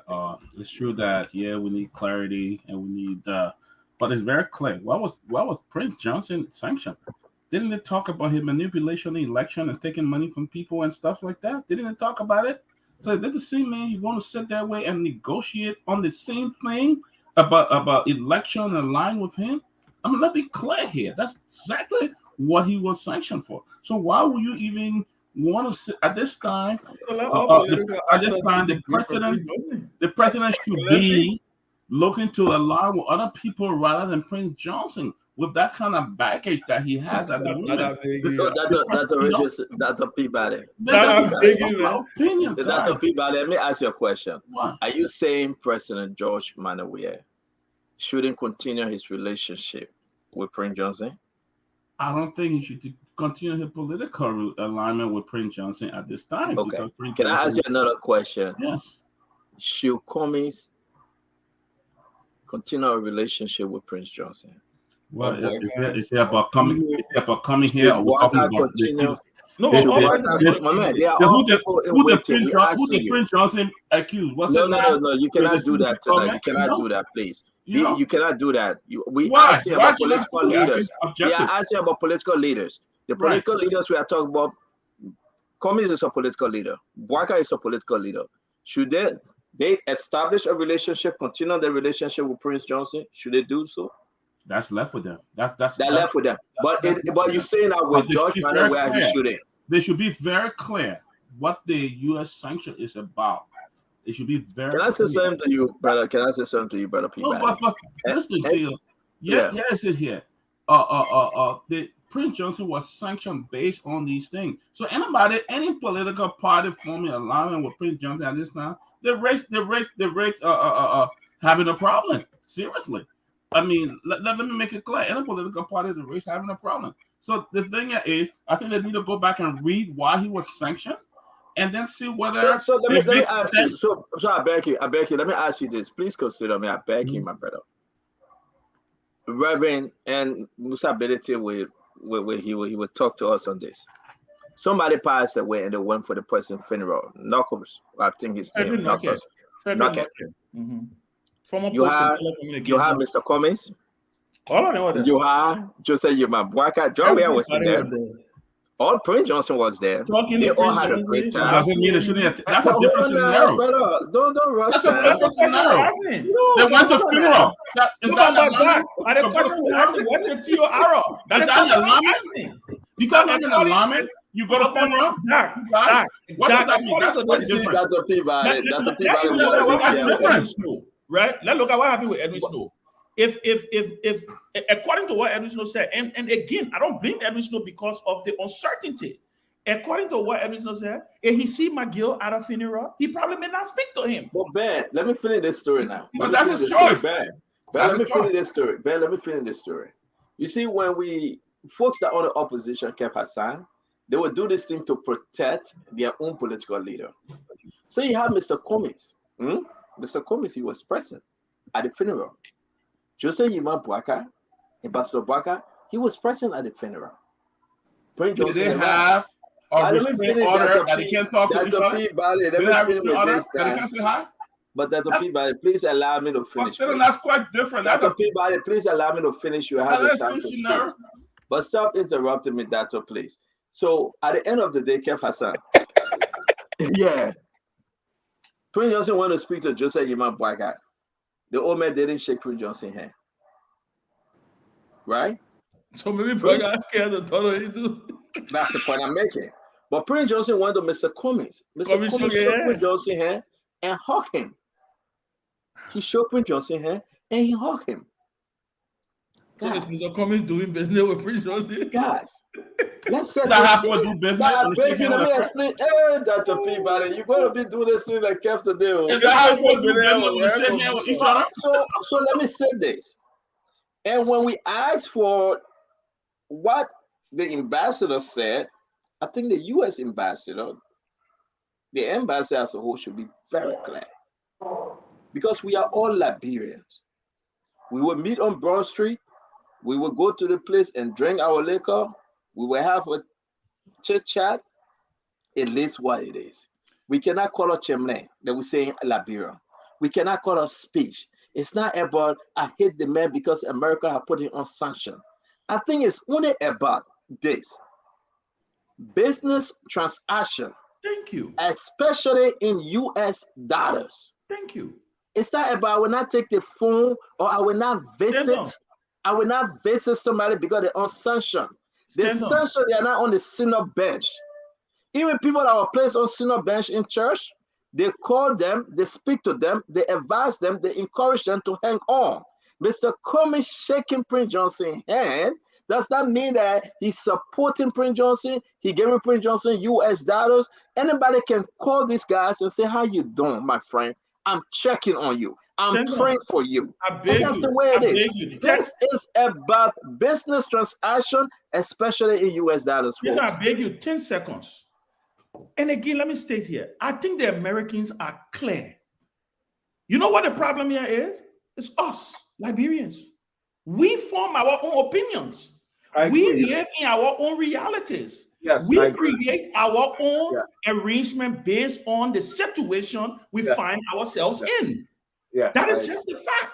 If you read the sanctions documents, it is very clear what you should not be doing with these people. It's crystal clear. Liberians as a whole, we let us define our own reality. We let us say, oh no, they say when you go to Liberia tomorrow, when you see Maggie, by the time Maggie speaks to you and me, you unsanctioned. Or you see the person and me, no. Read the document is very clear.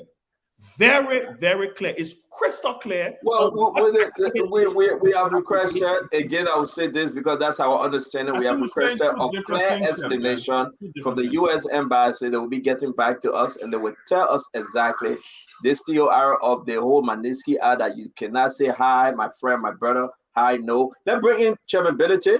Chairman Musa has ability. I think you have to call this thing.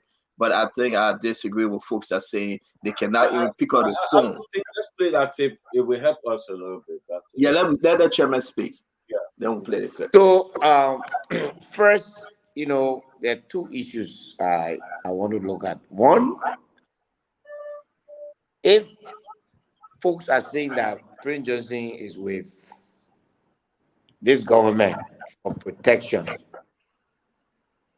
then you are not smart. Because you're supposed to know that as powerful as Maggie was, 10 times more powerful than anybody in the government. One letter, Maggie was gone. So that should be a sign to Prince Johnson. If for any reason he believes that Maggie can, the government can protect him. One letter within 24 hours, Maggie power was like a light, a plug on the wall. It was gone, finished. The second thing is, I see too many. And don't just see too many on spoon. Too many is a sedition incarnate, meaning that they form CDC. They know everything about that organization. So if too many talking a day, my conclusion is that CDC have made a decision that they ain't got time for Prince Johnson. Hey, So that's all you want to do? all they need to do now is to just pronounce their decision and then leave the rest with the rest of us to determine what to do next. But At the end of the day, we recognize in the CPP, we read the Magnetic Act and everything. We recognize in the CPP that Prince Johnson is the leader. Whether you like it or not, that's different thing. He is the leader, the most popular personality in the county that has decided the last 3 elections. We pray that he understands that he has no reason to be with the CDC because 1, they cannot protect him, and McGill is a good example, and 2, they are scared to even talk to him. So there is an issue there that we are looking to see what we can, how we can use it. But on the Magnetic Act, for me, there's a governance issue because before the Americans make an announcement like the Magnetic, they will inform the government, whether you like it or not. They will inform the government. I believe they will go beyond the information. They will provide specific information and how all of the people who have been charged or who have been accused or sanctioned, how the government has not done anything either to try to exonerate these people or try to charge them because it is an allegation, and therefore the government should move to carry on its investigation and come with a funding. These are Liberians. There is something that the most powerful country has said against your citizen. You are under obligation to take that information, process it through your criminal justice system, charge the people, investigate, come with conclusion, and go back to America to say, what you told us, we found it to be true, or what you told us is not true, and these are our funding. The fact that there's complete silence, nobody is doing anything, for me, it is just a governance issue. The United States has levied allegations based on facts that it has gathered. I believe that either these facts are in the hands of the government or available to the government upon request. It's not for them to sit down on it. If McGill has been accused, if Vani Sharma has been accused, the U.S. has done its part. It has done what it can do, nothing more than that it has done. It is now for the Liberian government to say, we are taking seize of this matter, we are charging these people, or we are calling them in to come and answer.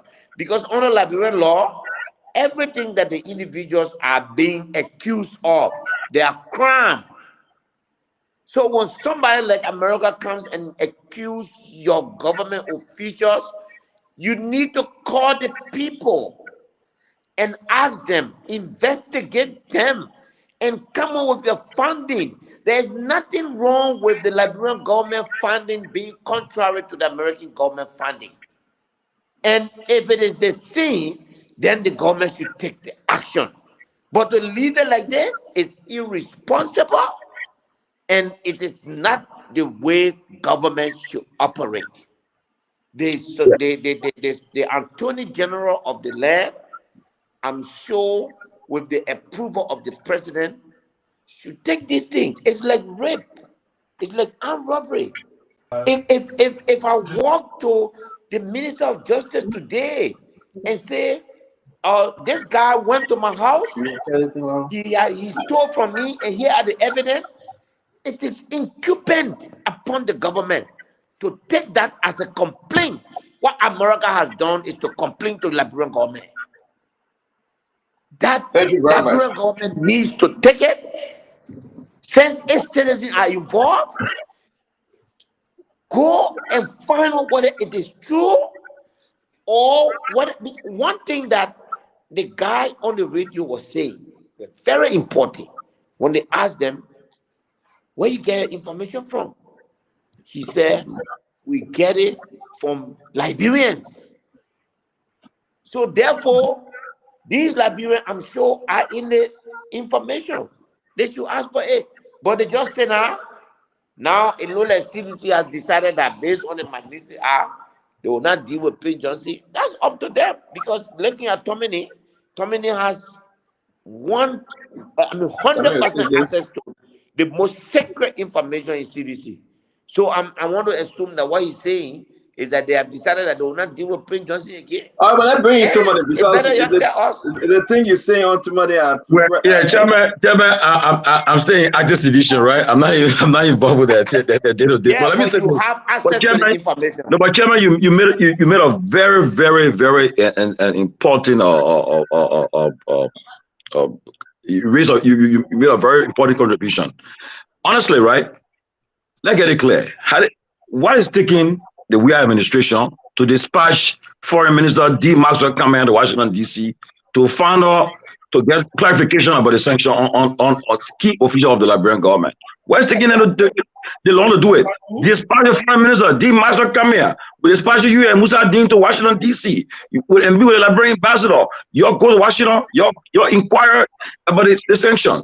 What is taking them that long? Number one. Number two, don't forget, they were very clear in the section of error officials. For Vanning Sherman, they said he was involved in the dispense of justice. He was involved in compromising justice in the country. But Prince Johnson talked about election. So with the media, we can engage Prince Johnson, we can interview him, we can ask him questions. But once we're not talking about, we're not helping him or trying to negotiate him, talking about election stuff, we're not going to be part of the stuff. We have the right to engage anyone on sanction. But the fact that the government of Liberia is yet, for the lawmakers, they came up one and they said, "Oh, we're gonna communicate to the U.S. The Congress about sanctioning our official." Then we know nothing. Bang, they just silent. So right now, it's sanctioning officials. And they said they want the post should seek investigation, right? They should get investigation. Why taking it so long to say, look, we need understanding about this sanction. We need clarity. Why taking it? Even the TV don't play. After the man, I come in after he said something on that tape. A few days ago, when American government, when they came out and said again, they issued new warning. So that tape you're talking about ain't relevant to what we're talking about. What did the new warning say? What did the new warning say? Guys, let's get Kev the chance. Let me make clarity. Different from what the other man said. I'm trying to find a difference. Something. Sorry, Ben. We'll come to that. Let me make clarity, Musa. In no time that Tomlin George do have first road information with CDC. He says he's inactive. So he's not speaking. He's not speaking. Well, let's Tomlin answer. What you just said, what you said? No, Tomlin, you gotta get. No, what you said? What you said just now? No, Tomlin, you gotta allow Kev to finish. No, but I want my answer. What you said? Repeat what you said just now. Be patient. I'll repeat it. Be patient. Okay, yeah, repeat it. Tomlin, I will mute you. You gotta give Kev the chance. Musa, in no time, Tomlin said it himself. He is in active sedition. In no time, that Tomlin do have a front row seat to give such information. Wow. You didn't say that because now sedition. Yeah, we are. What are you talking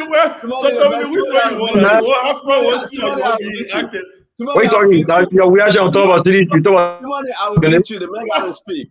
I don't know what Tomlin. I don't know what Tomlin getting very careful because Tomlin is very active. He has sedition. He will talk that thing. Okay, but Tomlin, the brother gotta speak. Go ahead, Kev. Really. So, Musa, Musa, when you say, I bet that the man when you're in that. well, Musa, when you say that's what CDC talking, no, Tomlin does not speak for CDC. That's not what CDC talking. Prince Johnson is part of. That's a blow, man. That's a very low blow. You want to grab a cab now? I will not do it. I will take care. That's what the collaboration saying. But can I ask you a question? Who got a front row seat information on this show? Who got more info? You and Dominic. Who got more info? You? We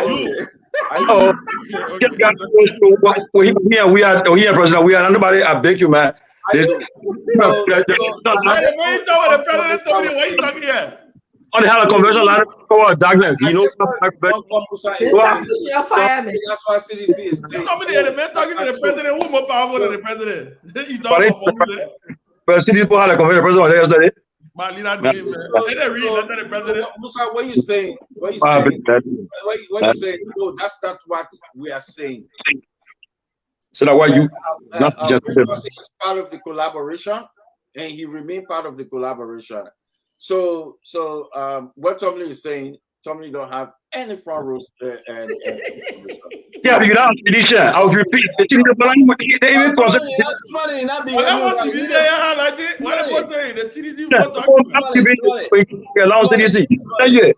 Tomorrow, you're not behaving right. You gotta get careful. Why you getting valid issue for? I want to know. Tomorrow, you gotta get. Listen, guys. Listen. We gotta protect Cap. You were speaking, he never interrupted you. Please allow him to speak. Let me talk to you. I really gotta go to the Liberty Party issue. But let me give you the time, please. Who is the most who is the most informed sedition on this show? Spawn Talk. You are too many. I do. Thank you. Thank you. Let's move on. No, too many. No, too many. Can't go.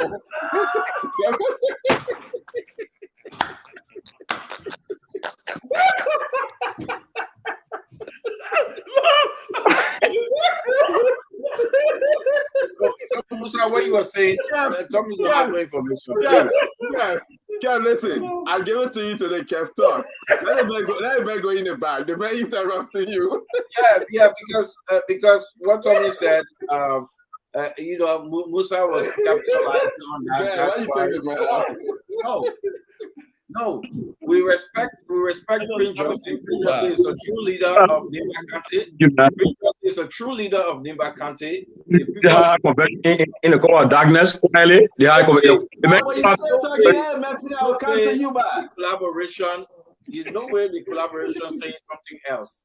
So no, Prince Johnson is part of that collaboration, and we respect him and we respect Prince Johnson because he's a leader of senator for the people of Nimba County. We respect him. Well, a lot of folks agree. A lot of folks appreciating you. You are the real sedition with the message on this phone talk. They say you're wrong. They say that's not too much in George. Too much in George, a flip flapper. Now that's not saying it. No, he's saying he's inactive. How can they inactive? I mean. So let's move on, guys. Are you in touch with the president? Are you in touch with the president?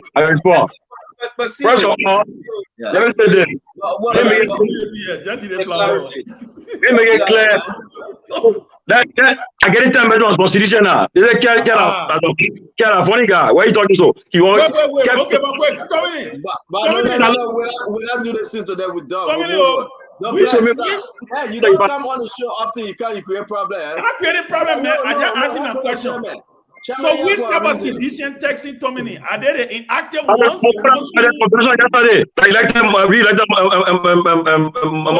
The convention.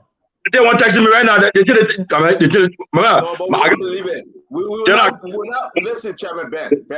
When I believe too many George because Toya Harris posted his own. Yeah, so you are posted. So you are the active sedition. People are posting, your own people just doing it on yourself. Yeah, you're all sending it to you privately. And I will confirm on the show. As of most recent in the last 6 months, Kev is the only person that have first-class information on the show, Spoon Talk, than anyone of us on the show. Kev is the only man that can pick out his phone and speak to George Manawea, and John Manawea call him. I can confirm to you, Kev is the only man that can speak on the show and talk to anybody. Anybody. I can confirm to you. There will be no way we agree with Kev. We disagree with Kev. Kev, I must give it to you. You are the real citizen. You are the real reaction on the show, and you represent citizen interest compared to inactive folks. I just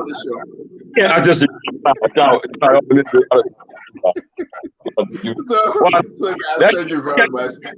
Let's come back. Let's come back. No active sedition will look at the key member of our collaboration and speak the way Tommy did. Man, Kev, come on, you are sedition. No active sedition do that. Come on, that's all, man. No, I think it's a unanimous. Yeah. consent here. If you call anybody from the camp right now, they will say Kev is right, because I will tell you for sure. Everybody saying Kev is right. I can read all my text messages saying Kev is right. But Musa, let me bring you in, Chairman. That's what we do. That's what we do on Spoon Talk. And, at least we know who's on Spoon Talk. When you talk about CDC, you got to go to Kev Hassan. When you talk about Liberty Party, when you talk about Liberty Party, you got to go to Chairman Ben Senvi. When you talk about CPP USA, you got to go to Dr. Richardson. Correct. Yeah. You got me talking. But we're not even hearing you, man. Yeah, Tommy, your phone breaking up. When we talk about okay, Chairman, something is happening at the National Election Commission, Chairman. Let us discuss it. You guys took a case, not you, but Senator Yomdi Kanga Lawrence, prior to your convention. Your convention was scheduled for Friday, Saturday, Sunday. Senator Lawrence and her camp went to National Election Commission, and they were successful. What they did caused you to postpone your convention, Chairman. And today, you guys were scheduled to appear again for the final hearing. I want to ask you whether you attended, but to our amazement, the Supreme Court called you guys to go to them, which is scheduled for the 23rd. Can you talk to us? What's going on with Liberty Party? Well, I think that the Liberty Party has entered the final phase of its internal scuffle. As they sometimes when you have issues like this, sometimes the best thing to do is to let the law, determine who is right and who is not, and then the right party will then turn around and reach out to the wrong party for reconciliation. In a place where you don't reach there, then when people attempt to come together, the idea is that everybody feeling right, and there are people behind each of the leaders saying that, look, we don't want peace, we were right. So this battle, it has to go now. It has landed to the final spot. I think what happened to the election commission, is very unfortunate. Like I said yesterday, the election commission show a lot of dishonor to itself, to the commission. I mean, when people get on the street, insult your leader, insult the chairperson, accuse her, of me providing bond to her without any evidence. And on this network, let me say to everybody who knows me, I have never met Deviata Lasana Brown one-on-one ever before in my life. I've never had a telephone conversation with her ever before in my life. I did not file a bond for her, and a bond is a public document. If you go to the courthouse tomorrow, stand. If you follow to the courthouse tomorrow, they will give you her bond paper. You will know how she filed the bond. So your chairperson, people who denigrate her, denigrate you, and you come just because there's a quid pro quo. You want to undo decisions that you have made over the period of almost 2 years. So we look at it, we have had a lot of up and down with one another.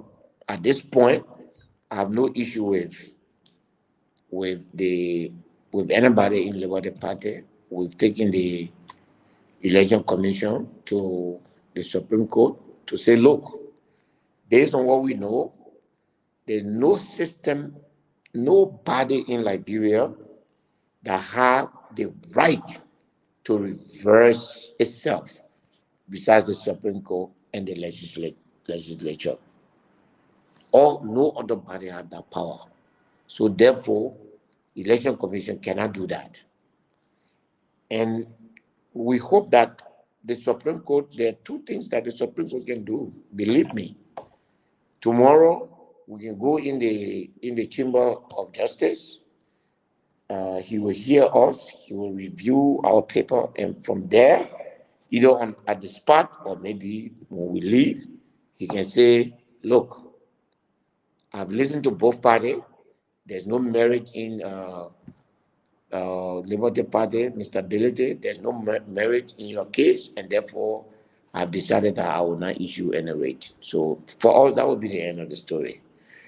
The other thing he can do is to say, "I think there's merit, so therefore, you guys, I will issue the rate, and then you come and hear your lawyers. Both lawyers come and hear the case, and then I will make a judgment as to who is right and who is wrong, and any one of you can appeal to the Supreme Court." So where we are now, there's no going back. Honestly speaking to you, I'm at this point where I believe that if the justice system ignore what we think is wrong in the Liberty Party, the lack of respect for the constitution of the Liberty Party, the lack of respect for the mutual understanding and everything that we've tried to do in the paperwork, we will accept the outcome. But at this point in time, we're not looking back. Reconciliation is not possible. Chairman, I'm sorry to interrupt you. We follow your press conference, and the back and forth is too much. Thank you. Why couldn't you wait for the final decision from the National Election Commission, but instead you ran to the Supreme Court? It would be irresponsible on my part to see people behaving recklessly and do nothing. I mean, Stanton, let me give you lines. Officially, through hearing, the Election Commission has ruled that the Liberty Party Constitution is law, is proper, and it was done the right way. On paper, the Election Commission has Let said, me hold you right there. I'm not the only one, Chairman. I will squeeze you a little bit tonight. I'm ready, man. Where's the document? The Which Election document? Commission you say on paper that the Supreme Court say yes, chairmanability, you won. No, We agree with you. No. I'm asking you because, and again, I will say this. I will confess. I'm hearing from the other side of the aisle, Chairman. Of course, I asked them question. Yes. I'm saying, what's your problem? Why can't you agree to work with Musa? And he said, no, Stanton. Musa said the Supreme Court gave him okay to host his first convention, But up to today, he never showed any document that the Supreme Court said, Musa, yes, the paper, go have your first convention in Ganta, wherever it was. The second issue is that there's so many reasons they are disagreeing with what you're asking for. They want to work with you, but they are disagreeing. But my question to you, why couldn't you wait today? You were scheduled to appear today, but instead you went to the Supreme Court. So now you don't have no faith in NEC no more. You had a faith in them. Why change now? I've lost faith because let me tell you what has happened. That body now, group of them in the majority have decided, because they disagree with the minority on the issue of the biometrics, and because the Senate has a role in the biometric issue, as you can see, while this conflict was going on, the Senate passed a resolution. Listen to this. The Senate passed a resolution to authorize NEC to go ahead and pick the second company, which this majority in the election commission are interested in, and therefore ignoring what the election commission through its chairperson, the decision he has made. So there's conflict there. The folks in the Senate are taking advantage of that Senate, and now the election commission wants to come after hearing, after making decision, both at the hearing officers level and at the board commissioner level, sign those decisions and say to Yombly that you have no authority to remove this constitution except by two means. And it says, here are the two means you can move them. One, you either go to convention and amend it, or you go to court and the final decision from the court, you bring it or remove it. That is written in writing, signed by all the commissioners. So once they signed that, under our law, all Yombly had to do was within 4 days, she had to go to the Supreme Court to appeal that decision. But because she didn't do that, the only way that case can go back now is for election commission to start hearing it. That is a violation of our law. So we just gone to the Supreme Court and told the Supreme Court that they violated the laws. If the Supreme Court tells us that we have not violated any law, that's the end of the journey. Okay, let me bring the guys in. I'm still confused, but I will not do this alone. Let me bring the guys in because Dr. Richardson, you want to go, Kev Hassan, Sintuman and George, Dr. Peabody, and Chairman Ben? I just wanted to make a comment, and I think I made this comment yesterday. Based on what Musa is saying, again, he's trying to tell us that the Supreme Court has the highest decision-making power in the country. And so that's what he said moved him to speak yesterday. He doesn't want to see an administrative body superseding the action of the Supreme Court. That's what I'm hearing from him, and that's what forced him to speak. So, and I think it's a good thing. I mean, we have a Supreme Court in the country. Although I don't always support the decisions that they make, I think we should wait and hear them speak. So that's what I wanted to say about that. Okay, Musa, let me ask you, I heard you talking about second biometrics company.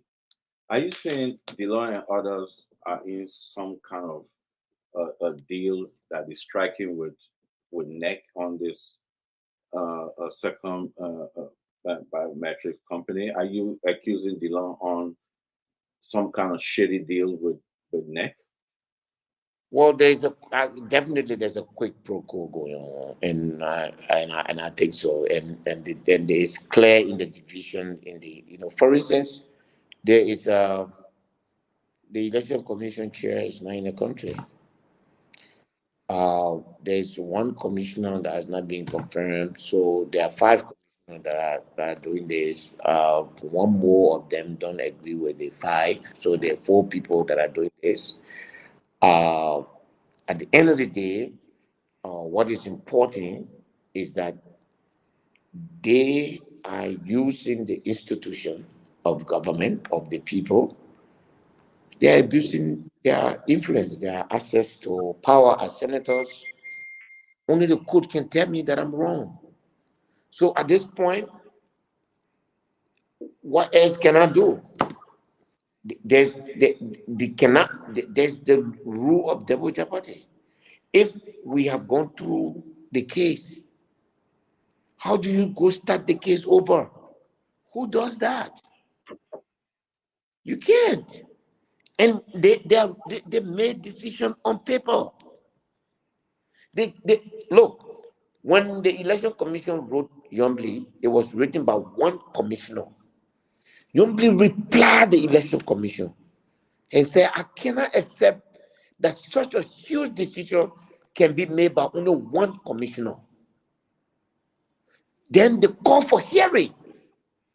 And the rest of the commissioners sat on the hearing and affirmed the decision of the one commissioner and said, we agree. Stentor, I'm sending you those communications now, signed by all of the commissioners. You don't make that decision and come back. You don't have such power. So all we're saying is that, look, Election Commission, this case that you have started is the same case Yombly took to the Supreme Court. The same thing, the same argument. And the justice in chamber look at the argument and say there's no merit in it. And wrote you, the election commission, to say, we have looked at Yombly case, and as justice in chamber, my decision is that what she asked me for, I can't do it because there's no merit in it. Case closed. You have that document. How dare you define our institution, trying to break our system down just because you want to satisfy your personal gain on your You're going to the Supreme Court to say that NEC don't have that power. Yes. They don't have that power. Yes. The Supreme Court can tell me, no, Musa, you are wrong. NEC has the power to do it. Believe me, at this point, I'm not going to insult Nyombli. I've never done it before. I'm not going to insult Delon. I've never done it before. I've reached to that point. And we place our faith in the legal system.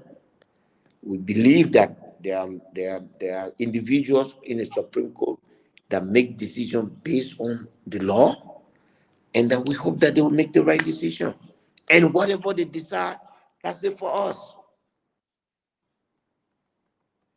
Well, thank you very much, Chairman. Thank you. If the Supreme Court will hold what NEC say, if they agree with NEC, what next for you? Nothing. Okay. Thank you, Chairman. Dr. P. Valley. Billy, I was listening to your press conference and talk about decision was already made, and then decision were reversed,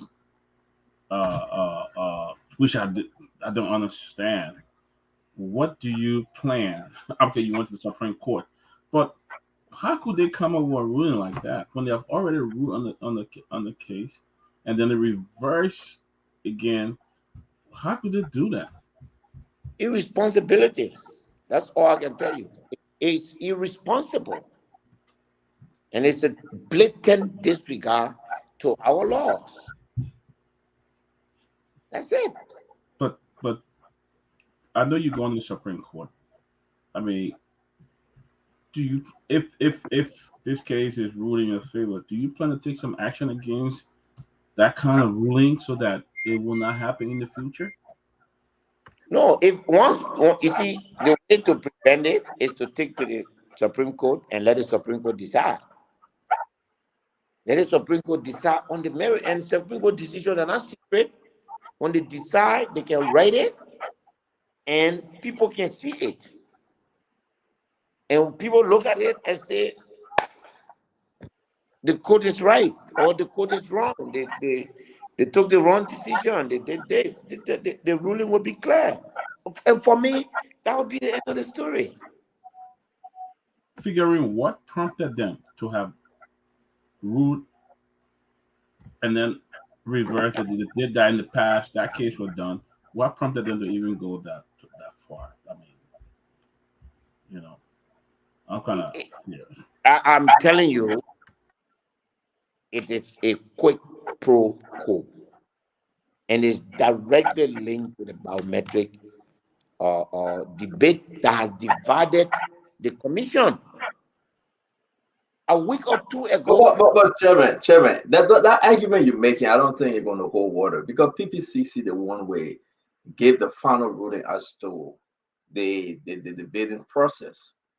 Why would you put this on those senators? Because I know. So will you be accused just as as well? you have your way of knowing things, I have my way of knowing things. I know. I mean, but again, here we are. The court is going to hear this case tomorrow, and the justice in chamber will make a simple decision to first say, well, I think there's sense here, so your lawyer should come and do the argument, or the justice in chamber will say, I don't think that what you are saying here, I don't see any merit in it, so I'm not going to issue the rate. Or we have asked the justice to issue the rate. So tomorrow, where we are now, when they said, oh, Justice Wolokoli rule, and this is where we are. That's well, let me ask you, because I beg you guys, let me ask you, what are you willing to give Yombly? What do you mean by what I'm willing to give Yombly? Are you because you guys, let's talk about the peace summit. Yeah. Are you considering her now? She's still remain the political leader? No, she's not. She's not. I mean, look, as I sit here with you, I have said and said over and over again, we sat together and made some decisions. There were no problem in the party at that time. The first of such decisions was to join the CPP, which resulted into the election of Senator Dillon and Senator Lawrence. The second decision we made after the first decision was that we do not intend to put up a presidential candidate. And therefore, we will be in the CPP. We stay in the CPP. The period for the submission of candidate in the CPP expired. And there were only two candidates. I was a chairman. There were only two persons that wrote us to inform us that they have gone through their processes and selected their standard bearer. Yeah, I agree. But Chairman, let's come back to the peace issue. Chairman, I beg you. Morale, welcome to Spoon Talk again. Chairman, let's come back. It's important for us to. What are they asking of you? I don't know. Yombly, what really they want to sign that peace accord? What they want? I'll say this to you. Some friends, professional colleagues of Councillor Bromsky, I cannot call their name here, professional colleagues, have asked to intervene. I don't know what position that they have, but I have presented our position to them. I've said there are certain things that are not up for negotiation. What are those things? Our presence in the CPP, because we all took that decision collectively. Normally, Liberty Party entered the CPP when I was not even chairman in 2020. I became chairman in 2021. Second, the fact that we are not feeding Kennedy. That issue is closed. And there are two parties in the CPP right now, and the CPP rule is very clear. Yeah, but don't understand that. I beg you, my friend. I beg you, Musa. You spoke to DeLong. What did he say? What did he tell you? What did DeLong ask for? Dillon and I spoke, and what all we agreed on was that there was a need to resolve the issue, and the party would be stronger if we How were together. so? How? How?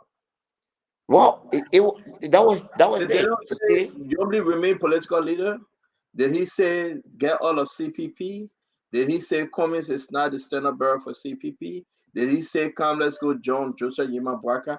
What was on the table for negotiation? One thing I can tell you is that he didn't say to me that Liberty Party should be out of CPP. He didn't say that Cummings is not the standard bearer of the CPP. He didn't say that. What was on the table? I don't think that he came with something on the table. What, like I said, what he came is to explore whether we could speak. The conditions that I have for this discussion, I didn't lay it out to Dylan. I lay it out to those who have volunteered to negotiate. I said, we made some decisions. We took decisions when they were not on the table. We are prepared to look at those decisions. The decision we all took together, where there was no conflict, such as our being in the CPP, such as we not putting up a candidate, which at this time, by default and by CPP rule, which is the rule of acclamation, Alexander Cummings of the ANC is the standard bearer of the CPP. Those are not for negotiation.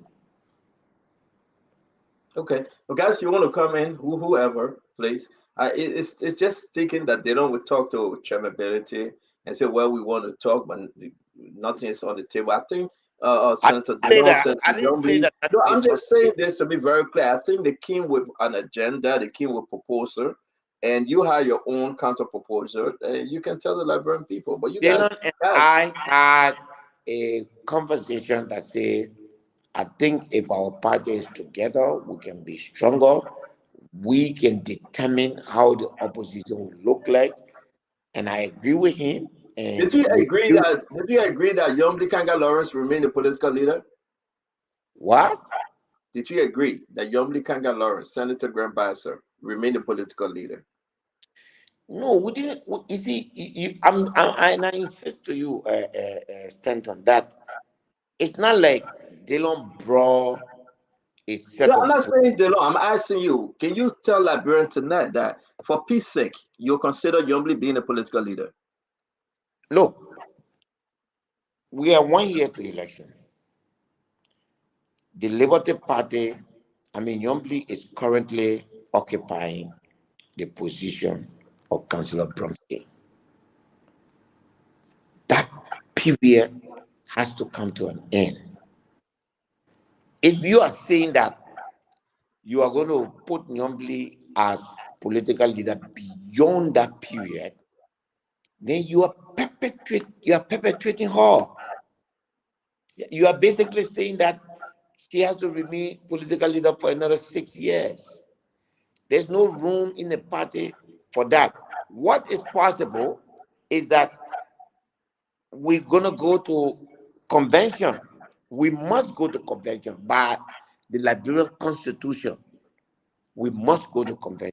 Okay, guys, who want to come in? You're coming, though. Anyone can come in if you have a question. If not, we'll continue asking all my questions. No, let me say something. Let me say this. I think the reason here is because I think because this saga has lasted long enough. Everybody tired. There seems that there is fatigue all across the board. Even the people who were benefiting from all the yelling and screaming and on the mind, everybody at a point now, everybody said, listen, and I think that's where we are as a party. And like the chairman stated, I had a conversation with Senator Dillon. I got a chance to also speak with Senator Lawrence. So I think there is what is happening at this point, I think is the best route. What are they asking for, Chairman? No, it's not Stanton. I'm not. But they're not being fair with the discussion, my man. Yeah, but listen, No, Chairman. You see, that's something I can be. You ask me to talk? No, but your chairman refuses to tell Liberian what they are asking for. And why are you guys waiting to leave? No, Chairman, Ben, talk for me. What are you guys waiting to give? It's a give and take scenario. What are they asking for? Stand What on. are you guys willing to give? I Stand asked on. the chairman, ability. No, Yombly is not a political leader. That one of the things that is on the table. I asked Okay, chairman, listen. ability. No, Are they but asking listen. But stand Executive on. Promise is not a Stand stand-up on. bearer for Liberty Party? One of the decisions we made. Ben, you never called Dylan and said, Dylan, Wait, let's talk about wait. what's up. Stand on. They're asking for One of the something. decisions we took was to remove Senator Kanga, including other executive committee members. I've said to you that those are decisions we took without them. Those decisions can be placed on the negotiation table. Of course. I've said to you. He said that to you. No, that'd be fair. Yeah, no, but let me say this. I'm not saying why we discuss privately. I want Musa to speak to the Liberian folks tonight. Yeah, no, but let me say Are this. you saying that you can consider Yombly? No, No, I know the question you asked. No, continue as political leader. I can consider looking as part of the reconciliation process at all of the decisions that we took without Yombly, and that includes removing her as political leader. Okay, one. What I cannot consider is what we have taken together. That's one, we are in CPP. Two, because we're not putting Kennedy, there are two parties in the CPP, and therefore one of them carries. If you consider that, let me ask you this, guys. Y'all help me out. You know what? Yeah, but I was talking to you. I beg you, maybe this will help you answer the question. I was talking. If you consider that Yombly Kanga Lawrence, a senator for Grand Bassa County, can retain her seat as political leader, then the question one may ask you: who authorized Mr. Cummings? Who gave him the authority to serve as standard bearer of Liberty Party? First of all, I didn't tell you I accepted. I said, because I took that decision, I'm prepared to talk about it on the table. Changing the story again, oh. Ben, no, but that's what he's always said. No. Okay, I said that. I said I will look at the decision. Come on, it's not what I said today. No, but let me wait. Guys, why you be quiet, Ben? No, because I was very clear. I was talking and you cut me off. Because Ben want to defend his chairman. No, I don't. He is here. He's well capacitated to defend himself and to say what he stand by. I'm very clear about that. What he has always said and have consistently said, and I think you're the one who's trying to pull a tooth out of his jaw. And for some reason, because you're so used to, the firing back and forth, it's frustrating for you at this point because you're not getting your interview. No, not at all. I'm done with Liberty Party. No. I'm not saying your interest is to see us disunite. I'm not. That's what I'm saying. What I'm saying is this is a new terrain for you. This is a new zone for you. Yeah. No, it's not. You cannot have your cake and eat it too. What we are talking about, Chairman Ben, if you will consider Yombly, the senator, a decent lady and my good friend, Senator Yombly, she remaining political leader. You should also take into consideration, and Liberia will listen to this, that Mr. Cummings as standard bearer for Liberty Party through CPP cannot hold water. Because Yombly Kanga Lawrence didn't sign that document. I beg you now. All of you give me a bad look now. Mariah, Ability, and Ben. You give me your bad look. That's okay. I'm going to say to her, wish cry, I can eat it. So the thing is that at the end of the day, let's just understand, guys, who signed on the document making Mr. Cummings a political leader for CPP as overseeing Liberty Party? Who signed the document? It was in Yombly. So if you bring Yombly back, everything that Mr. Ability signed as political leader or acting political leader, they are voted. And that's the argument I'm making. Y'all make your case. And you were wrong. All right. Okay, so let me. So you can have your argument. Since you have made your statement, So let me respond to it, and maybe it can help move to the next stage. Yeah. The issue of Mr. Alexander Cummings being the standard bearer of the CPP will not be a subject of discussion, and it will not be a subject of the reconciliation. No. But there is no peace. So let it there is no peace in Liberty Party. Let it go down. That's why. Listen, man, let's start playing this game. The person who is a standard bearer. Let me ask this question, Theo. Let me ask this question. If the court rule tomorrow against civility, what position the ANC will be? Thank you. Yeah. If the court rule against you tomorrow, what position the ANC will be? Again, this case is not just against us; it's against the CPP. It's against the fact that they are seeing the CPP is making progress after the first attempt to destroy it. They're seeing that we're picking up. They're seeing that we're resonating across the country. We're going everywhere. Maserado is shaking. The American call it toss up. Nimba is on the horizon. Let me play the No. Do that. Chairman, let me play that clip. Let me play what you talking about, Chairman. Let me fair. You know, one thing these people want. If you give it to them, you are destroyed for life. You're done. Liberty Party will be done. What is that? What is that? Yomdi Kanga Lawrence to remain as political leader. If you give this to Yomdi Kanga Lawrence, right, there will be no reason you would justify Mr. Cummings as a leader. Let me explain this to you. Let me say that. You cannot justify that because it means that Senator Yomdi Kanga Lawrence, political leader of the party, didn't sign on any document.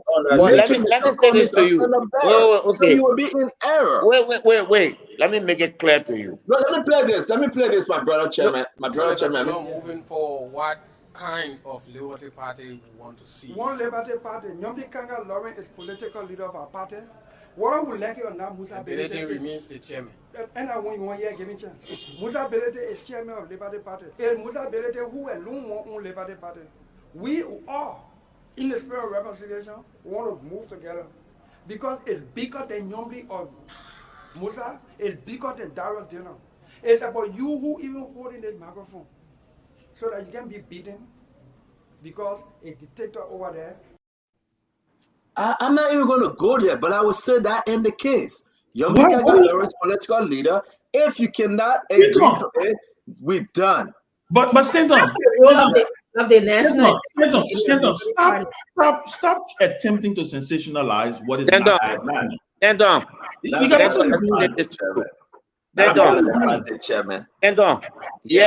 the half fact. Here's the half fact. Please tell him. According to the Constitution of the Republic of Liberia, I'm not saying Liberty Constitution, every political party have to elect their standard bearer every 6 years. Every 6 years.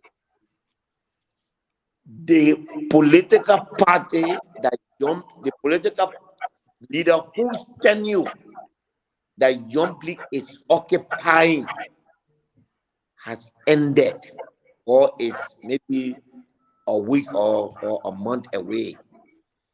That tenure, nothing, nobody, no human being, no law, no negotiation have the power to extend that. It cannot be extended. What do you say you're considering that, Chairman? No. You see, I said every decision we took, we are prepared to come and sit down behind our decision and say, this is what we did. This is what you did. Let's talk. That means you got to go justify a decision. You heard Yomdi, you heard Delon. If you cannot make this woman political leader for life, forget it. No peace talk. Will I leave Abuja? I will And not. that's not what they said No either. way. Because you No, misrepresenting that what the you answer said. you're Okay, so looking let for. me play what No, Dylan you don't said. need to pay. No, Ben. We will not take this from you today. One day or week, Ben, you come on the show one day, you want to spoil it because your chairman coming. We're not taking it from you today. Senator Dillon, moving forward, what kind of Liberty Party we want to see? One Liberty Party, Nyomdi Kanga Lauren is political leader of our party. What would like you or not, Musa Ability remains the chairman. Did I make a mistake, guys? Kev Hassan. What did you hear say for Dylan say? What did you hear Dylan say political He leader? agreed that Ability remain chairman. But what did you hear he But said? he said What that is for Dylan to agree that I'm chairman? Lawrence, Are you kidding me? But you see, but why you getting emotional? The mistake you are making, you the one getting emotional. The mistake you When are I making say it's for Dylan to say that I'm chairman, that's Senator Dylan's job to validate who chairman Senator or Dillon, who political leader. but It's not his listen, role. Chairman Benson, why are you getting so excited with this thing? You got to understand. I have a question. Go ahead, Mariah. Thank you. Chairman Ability, yes, the decision for Liberty Party to not field a presidential candidate, was it made when Senator Lawrence and Senator Dillon was still part of the party? Yeah. In a meeting chaired by Nyambli Kanga, yes, in Buchanan. Does the CPP framework provides that if given the two parties in the CPP, if one party is not a candidate, the other party gets to the standard bearership of the CPP? Correct. It does not need endorsement. It does not need anything, just by acclamation. Thank you. So just for the record, those questions were intended to clarify Stanton's comments. But my actual question to you is, given the, I guess, public pronouncements of fixing the issue in the Liberty Party and unifying and unity and coming together, how can you explain to Liberian people or those who may be confused as to both sides was talking about unity, but still going to, or I guess, court process now is going to the Supreme Court? So for those following and hearing the talks about unity and bringing the party together and both sides having conversation, but then still seeing your neck go to the Supreme Court, how do you explain to them? Do you think part of the unity process or unifying process would be either withdrawing this case out of the neck, there you go, on it, or going to Supreme Court? How do you explain to those who may be slightly confused to say, oh, but these people talking about unifying, but yet they're still taking going to neck or going to Supreme Court? All right. So first, I believe that based on what I know now, based on everything that NEC is doing and the guys involved in everything, I believe that this can be reconciled after a non-appealable decision is made on who is right or who is wrong. At the end of that period, there will be two groups of people. One will be considered those who are on the wrong side, and the other will be considered the right side. I believe that if I'm on the right side, I should reach out to those who are on the wrong side and say, even though now it's clear that I'm wrong, I think you should come back. Let's work together. At this point where we have now gone to the Supreme Court, and you being a lawyer, know that where we are now, we've reached to, we've commenced an irreversible course, because we are taking a specific risk. It's like you then went to the Supreme Court and the court declined. When the court declines your petition, That case is dead. So, honestly, if the court decline our petition, then our case is dead. But I don't think that this issue in Liberty Party will be resolved unless we know who is right and who is wrong. It makes it easy. The petition that what they are asking for, don't say that if they win that, mutability will not be. But it means that party position, even in the CPP, will be in jeopardy. Because everything they are asking for is that all of the decisions that NEC has taken, all of the cases that NEC has reviewed and decided on, they are asking NEC to go back and review those. And if that happens, then where do we get justice from? It becomes a fruitless. If the Supreme Court fails to look at the fact that that process by NEC is wrong, then where is our faith to say that when NEC will go back to the Supreme Court? So where we are, we think that this is not the best. Sometimes reconciliation means closure. You see, Mariah, sometimes people don't understand what reconciliation is. Sometimes truth can bring pure reconciliation. That's, you see, when you talk about TRC, the intent of the framework of that TRC document says that truth first. Then once you hear the truth, then the question is, you can now say you are right or I'm right. Chairman, we understand all that, but it looked like well, what I would say on the show, I think you're tired. I think you're tired of fighting. That's why that would be my own why I look at things. And let me finish, Chairman. And you know, we've been following this thing, and thank God you're calling for peace. But they don't say peace cannot come except Yombly remain political leader. Yombly remaining political leader to the party means Mr. Cummings is not a standard bearer for Liberty Party.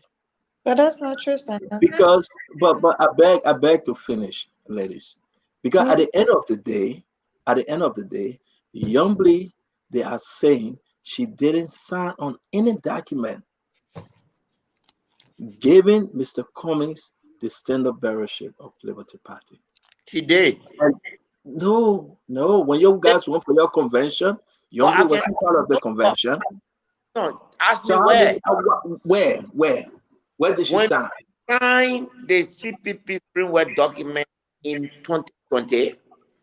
We said for every position when did you sign a document going to NEC, presenting them with a document, telling them, say, we endorse Mr. Cummings as our standard bearer?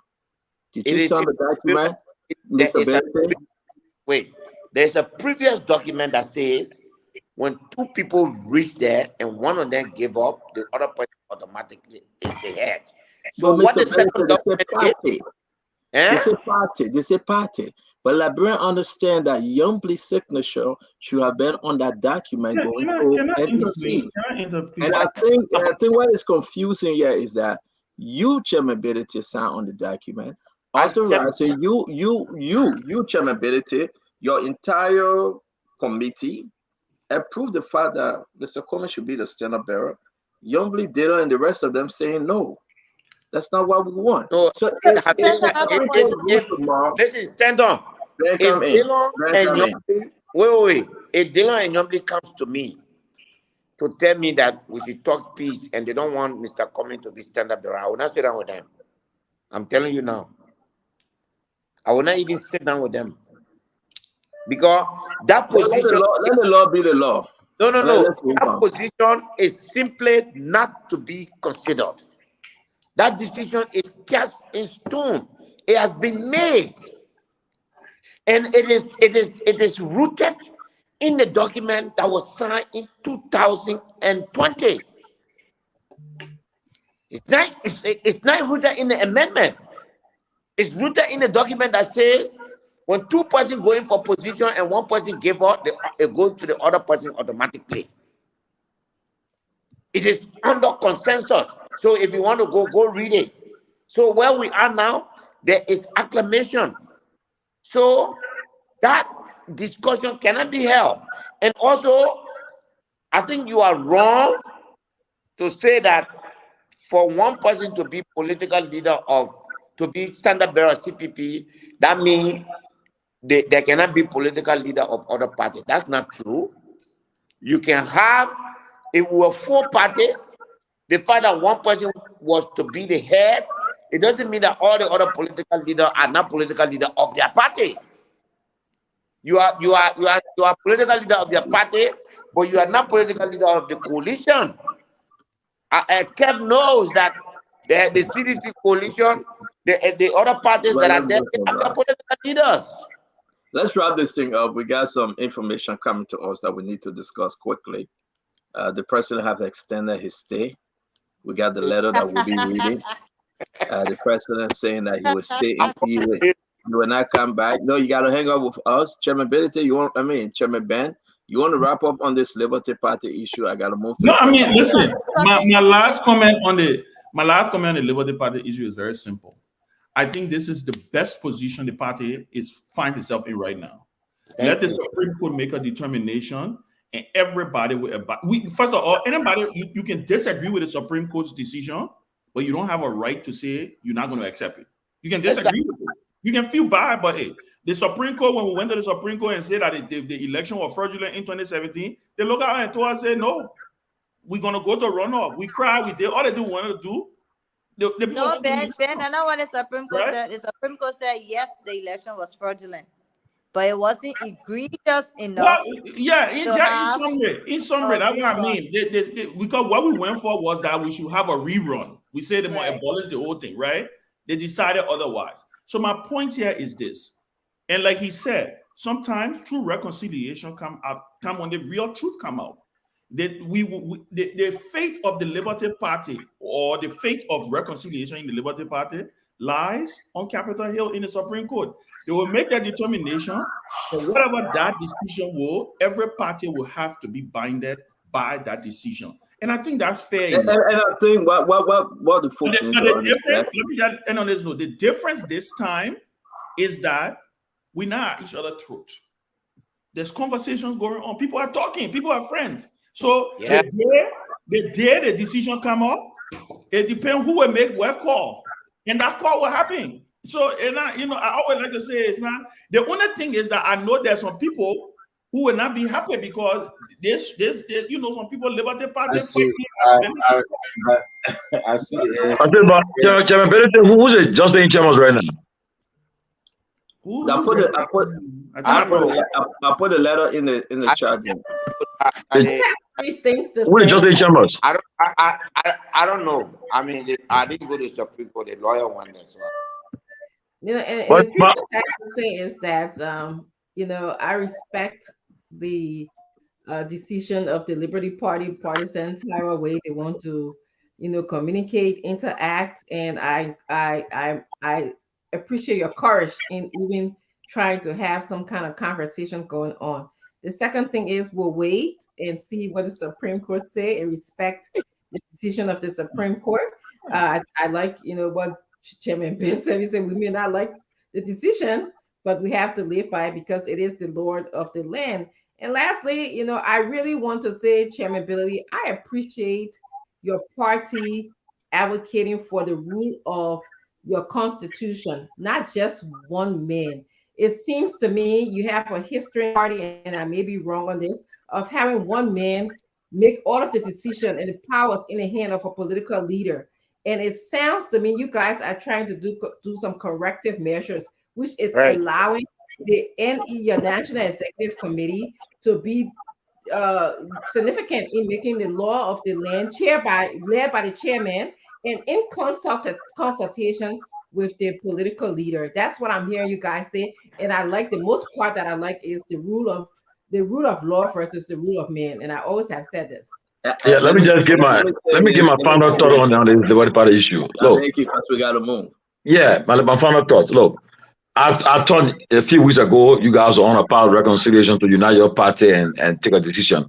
Okay, but I wish you guys stay on that path, and I wish you guys can get well with this court issue and unite your party, because from what I'm seeing, in the not too distant future, Liberty Party will again miss opportunity to be either a vice president of the country, because the president said they're not in a presidential talk now.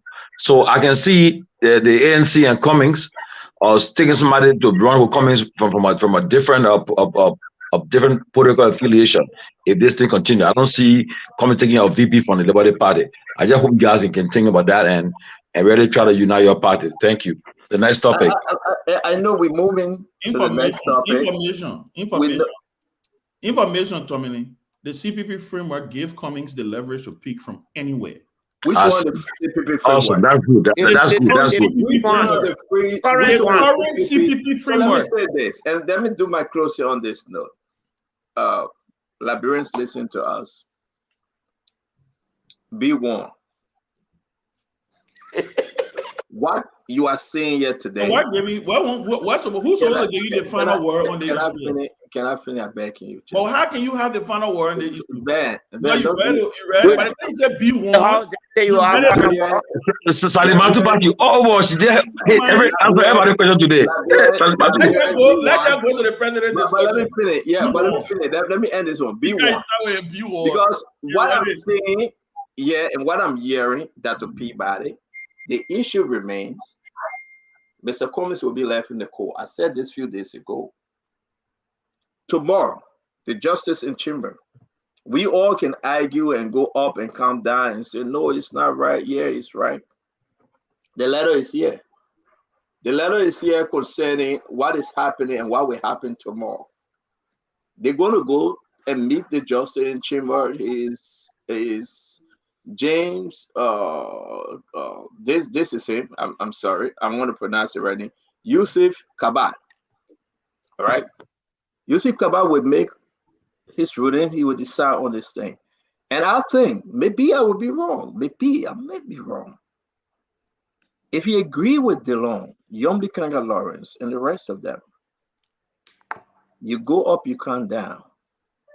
That dissolved the current CPP, the whole Liberty Party and ANC together. If he does agree, let's all just listen and pay attention. That's a risk we take. Yeah. We prepare that risk at the current CPP.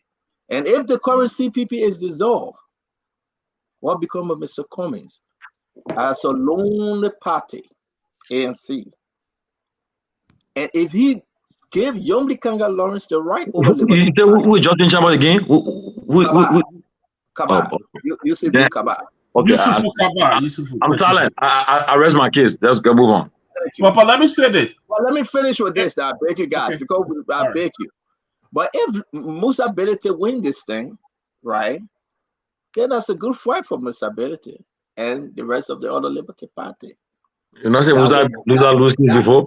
That's a good fight for Mr. Musa Belete because Yomdi Kanga Lawrence, Darius DeLong, Steve Zako, Jonathan Kape, they will be at a bad end. And guess what? Yomdi will lose her chances of being VP. Steve Zako and the rest of them will find a new party or run as independent because Chairman Belete will apply the law to its fullest. I want to leave this with you. We'll be having a wonderful show tomorrow. We'll be having a wonderful show tomorrow. There will be no peace. The peace accord is canceled till tomorrow. Inform Justice Kabat.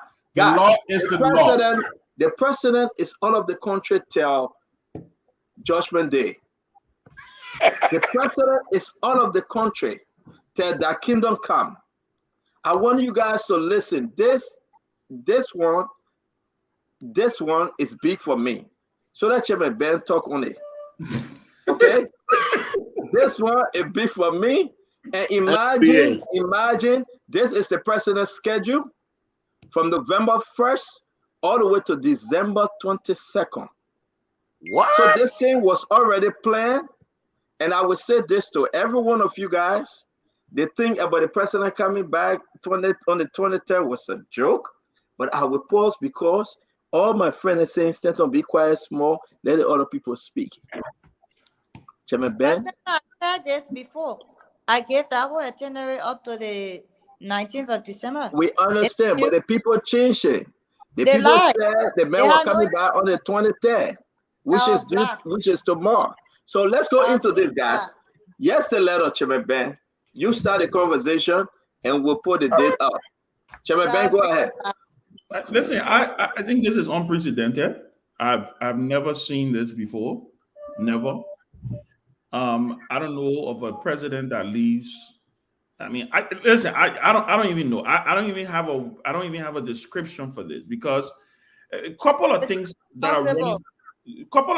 are running through my mind right now. Does the president understand what is going on in Liberia? Does he even begin? Can he begin? And is he even trying to wrap his head around the possibility of a census going bust, or has gone bust, whatever definition or analogy you want to give to it? Just the fact of him being away for this long, I mean, it's mind blowing. And this letter, according to this new letter, he's writing the Senate again to say he's revising his travel schedule because of things that have just come up. Meanwhile, some of the things that I'm looking at on this letter are things that were on the very first letter, apart from the tweaking of the Monaco thing, and mentioning President Biden. I think President Biden thing were on the last letter, if I'm not mistaken. So I don't understand why the president wants to stay this long out of the country. I just don't get it. I don't know if it's what I think Eugene Nimba said it was smart travel. If this is smart travel, I don't know what would be considered dumb travel if this is smart travel. Let's be honest. But this is Kevin, thank you. I don't know how you can even defend this. As the head of state of the country, you leave the country for 2 months. I mean, 7 weeks or 8 weeks. I'm speechless. I'm speechless. So, Chairman, all right, that's fine. Chairman, I want to say thank you, but guys, this is serious. I never thought I was going to do this today. I just wanted to just have my good, quiet day. My potatoes green and I caught it. I won't go cook. But yeah, I am beginning to discuss the president travel. Kev Hassan, should I speak? Or should I just let me come in. You speak. I'm shocked to hear Ben is condemning the vice president and Musadin today. I'm really shocked to see Ben condemning them and say they are not qualified to hold. But then maybe the president, you want the president to resign? Even if this president went on a medical trip, Ben, let the man speak, my man. The president on a medical trip? Ben, don't interrupt the brother. I know what he attacking me for. Ben, let the brother speak back. Yeah, I sit down and listen to you. Okay, let me mute myself. I'm shocked. And guess what Ben did? Ben mentioned the census, which Ben with the OMA is controlling well. I'm shocked. I will never believe that Ben would criticize the vice president that she is not capable to hold it down. Very good. How can you say that to the vice president? He can't beg me to come in to attack you. Yeah, how can you wait. Vice president? I'll respond to him. Even condemning the vice president on the census. Say the census is going surpassing. Yeah, how can you do that? I mean, I rest my case. I'm like dreaming that Ben will criticize. Don't rest your case. Pass it to me. You can't do that. Ben will come back to you. That's no. Dr. Richardson, give me your time. I want to wait my time. She's waving it. Dr. Richardson, if Ben speak, you will not coming back to you. Yeah, your business. Yeah, it's fine. Don't worry about it. Kev. Sometimes, and I know your love for President Weah. I know you love him You know, I don't even think Timothy Weah would defend President Weah like this. I don't think so. And that's his born son, that child. Wow. Weah would do this to him because Timothy Weah loves his father. He does. You say I condemn the vice president? The vice president is not a president. She's not. And you want to talk about that census? Did you see the vice president's face in the hall? Did you see the way she looked when they announced that they only had done 5%? You know what she was doing? She was doing what vice presidents do, stand in the gap for the president. That's her boss. She will not criticize her boss. She will not say anything negative about him. She won't. Kev, we all want the census to work. We do. And I said it on the show. I am not intending to play politics in it. You don't want to inject politics in it. But guess what? The census is on the verge of busting if it has not busted. Where the Constitution says the president? So let me say this. So let me finish, please. Where the Constitution the Constitution does not say the president must give his power. No, where the Constitution says. Kev, you got to give the man a chance to talk, Kev. Yeah, man. Yeah, give the brother a chance to talk. We got to move on. And y'all move that thing from him. I want to see your face when I'm talking to him. Other people got to talk, my man. I want to see your face when I'm talking to him. But Chairman, wrap up now. We got to go, my man. Kev. What's the role of the vice president? Kev, let me say this. Hey, Kev, don't do this now. Kev, the vice president is not the president. No, the Constitution says the vice president assists the president in carrying out his or her function. That's what the Constitution says. The Constitution said that the Constitution doesn't say that the president. The Constitution does not say the president should abdicate the presidency. That's not what the Constitution says. It doesn't say that. Can I leave for the president? This is not saying. This is not saying the president. This is not saying the president is not president while he's away. What I'm saying here, wait, let me end on this thought. What I'm saying here, though, is this is unprecedented. This is in another league. This is in another lane. This is called George Weah's lane. When you leave the country, obviously there's a crisis in the country. There is. The census is in crisis. If the census were not in crisis, the vice president of the country would not take us there and go sit down to Legis' office. That's a sign of crisis that she's trying to mitigate. What I'm saying to you is, Kev, when the president decides to leave the country for almost 2 months, it is mind-blowing. That's all I'm saying. And even you who love the president should be able to muster the courage to say that to him, because that's what true people who love people will do. So apparently I love him more than you do. Maybe Dr. Peabody, let me bring you in. Dr. Peabody, this is very serious. I'm not saying anything on this one today. I will just give you guys a chance. I'm not speaking. I'm done. Not legis, not anything. I don't want to say anything. But this is that kingdom come, this trait. From the I wasn't saying anything, right? But let me say small. From the 1st of November. Help it. I can't help it. To the 19th. Do the math. We are looking at how many days here, how many weeks, how many months, how many? Almost 2 months, man. The days. There's almost 8 good weeks. I mean, what is that? And we're gonna sit on the show and defend the whole world. The 7 continents, but somebody says 17 or 14. Jefferson Koji said 14, right? All the continents in the world. Let's just agree on this. We have never seen a president, except when that president is sick and he must stay out of the country for that long. But we have never seen a president to stay away from his people or her people for 8 weeks. Yeah, Stanton, the last time the last time on this show, I was one of those that advocated, the president's on this plane, that should be a zero tolerance. You need to watch it on plane. Damn it, man, you got to have some conscience.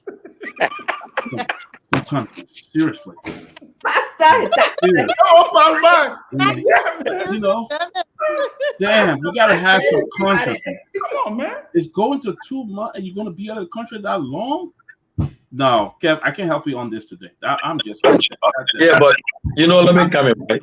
That's where you know who a real citizen is and a reaction.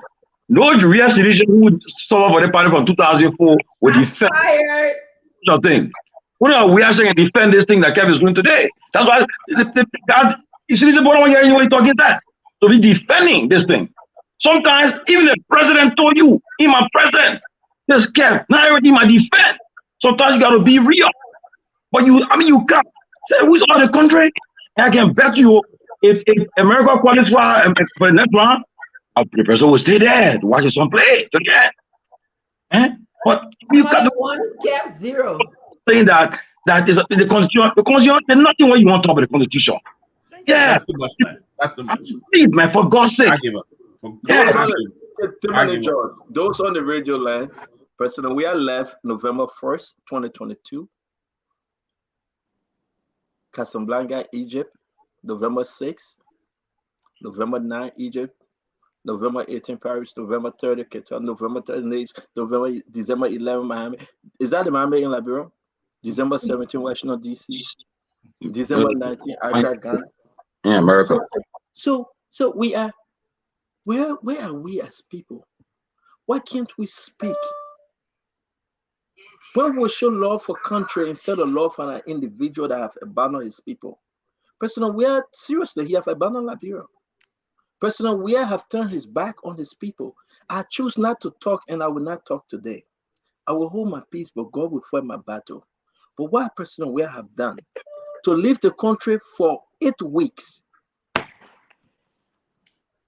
When President Weah arrived in America, we will be there to stand under and ask him questions, because we have arranged with the people that are going to be asking questions. Say, Mr. President, was it important that you left Liberia? You turn your back on them in the midst of census failure. You turn your back on them for 8 weeks. And maybe we ask Joe Biden if we have the chance. Will you leave your country for 8 weeks? Wow. We asked Joe Biden right in front of President Weah. I think this is not a joke, guys. We shouldn't laugh with it. This is not a joke at all. Most ability, we can laugh, we can play, this is not a joke. This is something that is not normal. This is something that maybe either in the intro, they say somebody play medicine. This is not a joke. This is scary. Stanton, I'm not going to say anything on this one. Here's what bothers me most. This is shame on everyone that is around the president. Shame on nobody can tell him, you know. Shame on every one of them. Come on, man. Shame on the legislature. And now you're talking. They should be ashamed of themselves. This is a disgrace. This is horrible. This is what you call abdication. This is wrong. It's disgraceful. Ellen Johnson Sirleaf, that schedule you're looking at, Ellen Johnson Sirleaf could have made up schedule worse than that schedule. And exactly. Run the country. She will go to Morocco. Instead of staying there for 2 days, she will jump back and come, run the country for 2 days, go to the other place, stay there for 1 or 2 days, come back to the country. How dare we accept this? The ministers, you know, you see, whether you like it or not, the president is clear that he has nobody around. I don't think I can tell you one thing. I would be shocked to think that if McGill were near the president, he'll probably not do this. Nobody is. And the reason for that is that as powerful as McGill was, once he got silent, the whole government closed down. Because as far as they are concerned, if you can be as powerful as McGill and be silent in 24 hours, what else? the legislature, the people's representative. Where are the opposition legislators? Where are their voices? I mean, for God's sake, isn't this one reason why they should come together and at least issue a statement to the Liberian people and say, we don't agree with this? Hello. Even if they're happy? And there's nobody in the house. Look, what is happening is dangerous and it's not fair, because it's not just about the president traveling. Look at the time. And by the way, the schedule is inconsistent with the letter. I don't know if you didn't see that. The letter says that the president returning on the 18th. The schedule says the president returning on the 22nd. The 22nd of June. On the 19th. On the 19th. No, they said the 19th to the 22nd. Read it. Go put it back. 19, 2022. Yeah, on the 19th, right? Yeah. Oh, yeah. At the end of the day, gentlemen and ladies. Yes, 19. Gentlemen and ladies, let me say this. We should be ashamed. If you have a family that is close to the president advising, you should be ashamed of that family. If you have if you're close to a lawmaker who has not said anything on this issue, you should be ashamed Let of me that. ask you something. Musa, let me ask you something. But let you finish, Chairman. No, the other people got to speak. I beg you. Kev, the other people got to This speak. is I beg wrong. You know, at the end of the day, what? Look, let me tell you something. This is not about opposition politics, Kev. Exactly. I This want is to not ask you something. opposition politics. You said something. I want to ask you. But let you finish. The other people got to speak, Kev. This You will is come not in later. Right now, I'm not speaking as chairman of CPP or Liberty Party. I'm speaking as a Liberian. If we have an emergency, in anywhere when there's crisis, Liberian look to the president. You see, yesterday, we all got up and went behind Timothy Weah. All of us. Everybody who supports for the opposition side was faking. Yeah, if it's fake, or we did it. But you know something? We didn't do that because why should we do this, my man? Please. We didn't do that because we approved President. We are going there. We all got children, and if your child comes out with a good team, be proud of him. We are all proud of him. But what is happening to this country? What is happening to this country, and what the president has done, and the silence, the conspicuous silence of our other government, especially the first branch of government. Where's the pro tem? Where's the speaker? Where's the deputy speaker? Where are the opposition in the Senate? Maybe you're not able to tell the president no, okay, but you can sit together in a press conference and say, we don't approve of this. You see, when I be telling you people about opposition and these people sitting down and these are opposition who were their other, this is some of the reasons. Maybe that's some of the reasons why they do what they're doing to election commission. Because at the end of the day, they have just mixed up themselves into, how do you allow 51 days? I just want the public to know that the total number of days the president will be out of the country is 51 days. Who can explain this? It's wrong. It should not happen. That's right. That's too much, man. That's too much. Too much. No, I'll go ahead. I don't even think when you go to your job can get you 51-day PTO. Ben, why don't you give the 1 day? I just, wanted to first say the whole Sponsor gave you the 1 day PTO about opposition congratulating team is fake. It's complete foolishness. They didn't have to. Nobody put a gun to their heads. But we didn't ask you guys to do it. We're not going to change the conversation tonight. Let's go back on the schedule, please. We're done with team. We have celebration, guys. Please. We're not. But Kev, we almost had a conversation, Kev. Do not interrupt. Let's have a good show, please. Let it talk I- about No, but don't tell people what to say. I asked Dr. Richardson not to tell you what to say. Let him go around, please. I'm begging you. Mariah, this please speak. yeah, hot the way you just switching it. At the end of the day, it's important as Liberians for us to recognize and realize, as Musa rightly said, that when you have children, you will be proud of other people's children doing amazing. And so, if anybody would sit there and think it's fake, they probably need to check their parental uh, uh, uh, guide or whatever they have, because you have to be on another planet to put politics simple as people feeling proud of someone child doing something as amazing as they did. But let's get back to the issue. When everybody has said pretty much what I was going to say in a way, but I really want to go to what Marlon said.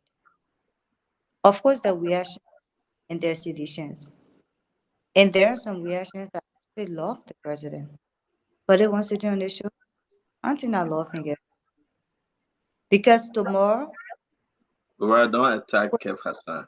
about when you think, Mariah, do when you not, Mariah.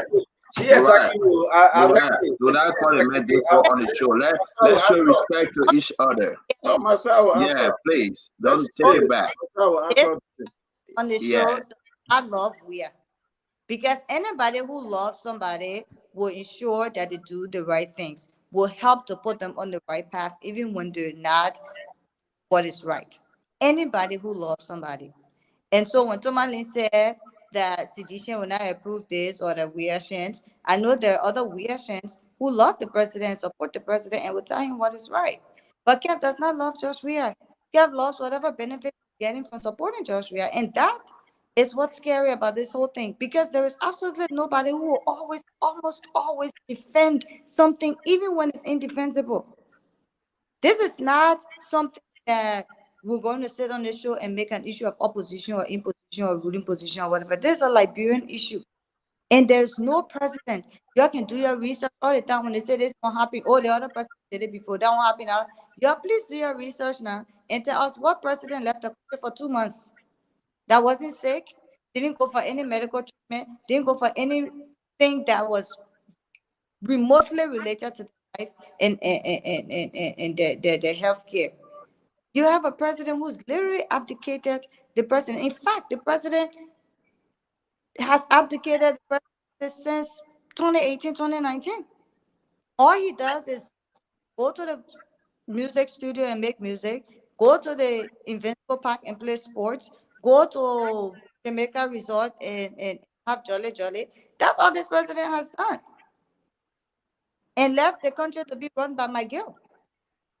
And now that McGill has been sanctioned and cannot carry out the duties of the presidency, so we're now seeing this huge void, and we're seeing that the president still doesn't care, and he's leaving that to go out of the country for almost 51 days. That's irresponsible. That is so disrespectful to the Liberian people. And we can talk about this all one, but the president just doesn't care. So at some point now, it just gets like you're sounding redundant, because if any leader who cares about his people, who listens to his people, the president would have come back here, at least, even if it's just for coming back sick for a day or 2 or 3 and go back to the US for that conference or whatever else he needs to do, he would have done that.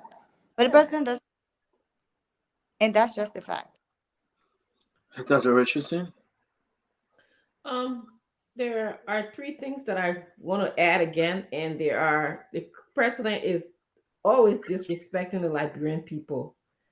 When a president actually has the audacity to send a revised schedule, like the first schedule wasn't even bad enough, but this president had the audacity to write the Senate, the legislature, to say, I am not coming back until December 19th. What disrespect is that for the Liberian people? Hey, my people, what kind of trouble insult? And so now, to me, I believe I want to stand with the comment that someone was saying. It is in the hands of our legislature, our Senate, to now respond to the president. And there are a few things that you can do in responding to the president, okay?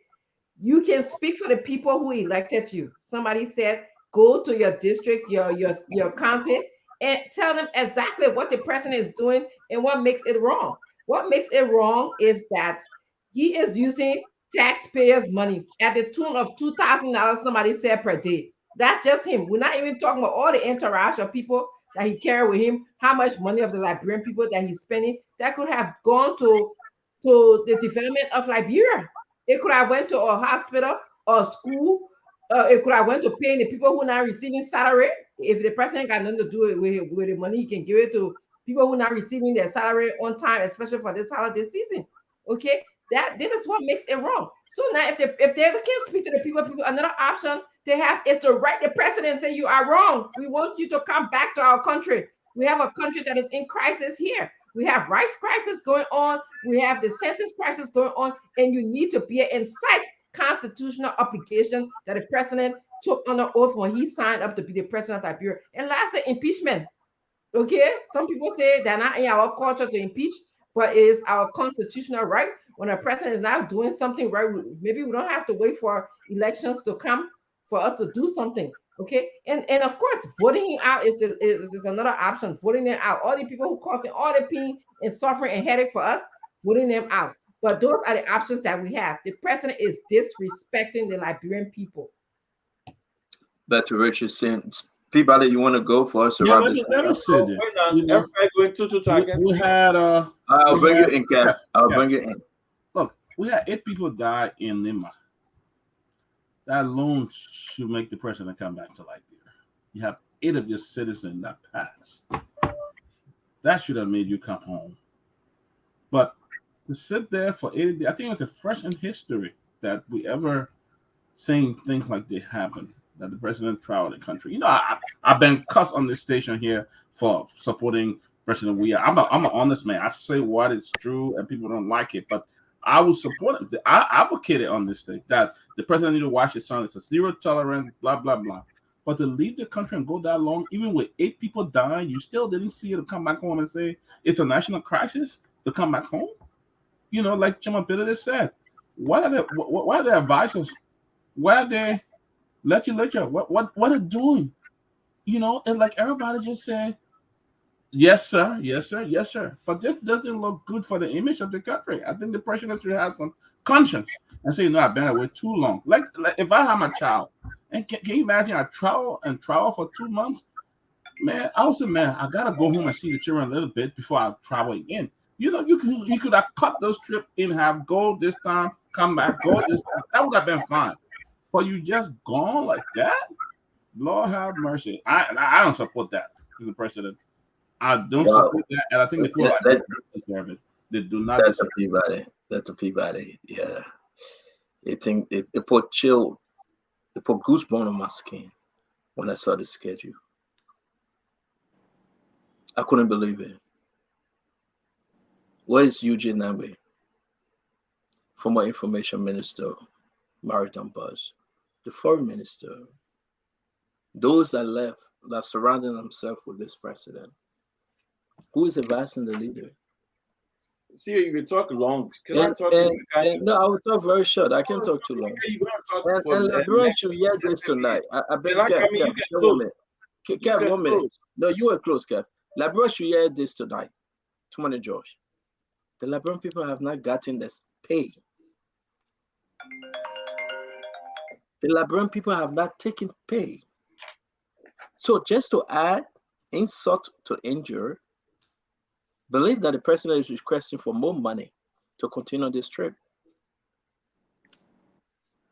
How can the people, listen guys, sometimes you got to think outside the box. In Liberia, as much as some of us admire President George Weah from his soccer days, and we wish him well, because like Cummings said, if he does well, Liberia will be better, right, Chairman Ben? Cummings said that. Yeah. So we wish him well. But this one is past my. It's too much. People in Liberia going to 3 months. They have not gotten paid, most ability. Folks still working. No damn how they go to work under God. What they do at the job and those ministers and entities under God. Legis, cannot even pay the sitting fee for people. Therefore, censor is comme ci, comme ça. Lawmakers have not gotten paid. But in spite of all of it, everything so good so far, the president said, I will extend my trip. I'm not coming to your country. I'm not coming to Liberia. The president said, no, I will just continue on this thing. Well, Liberian top president, where was going to return, observe the situation when you talk about census. Speak to folks. What's the problem? The president is internal. He will put things under control. It's abandonment. It's their relation of duty. Our country, Liberia, is not the United States, where the president is on Air Force One and everything is there. No.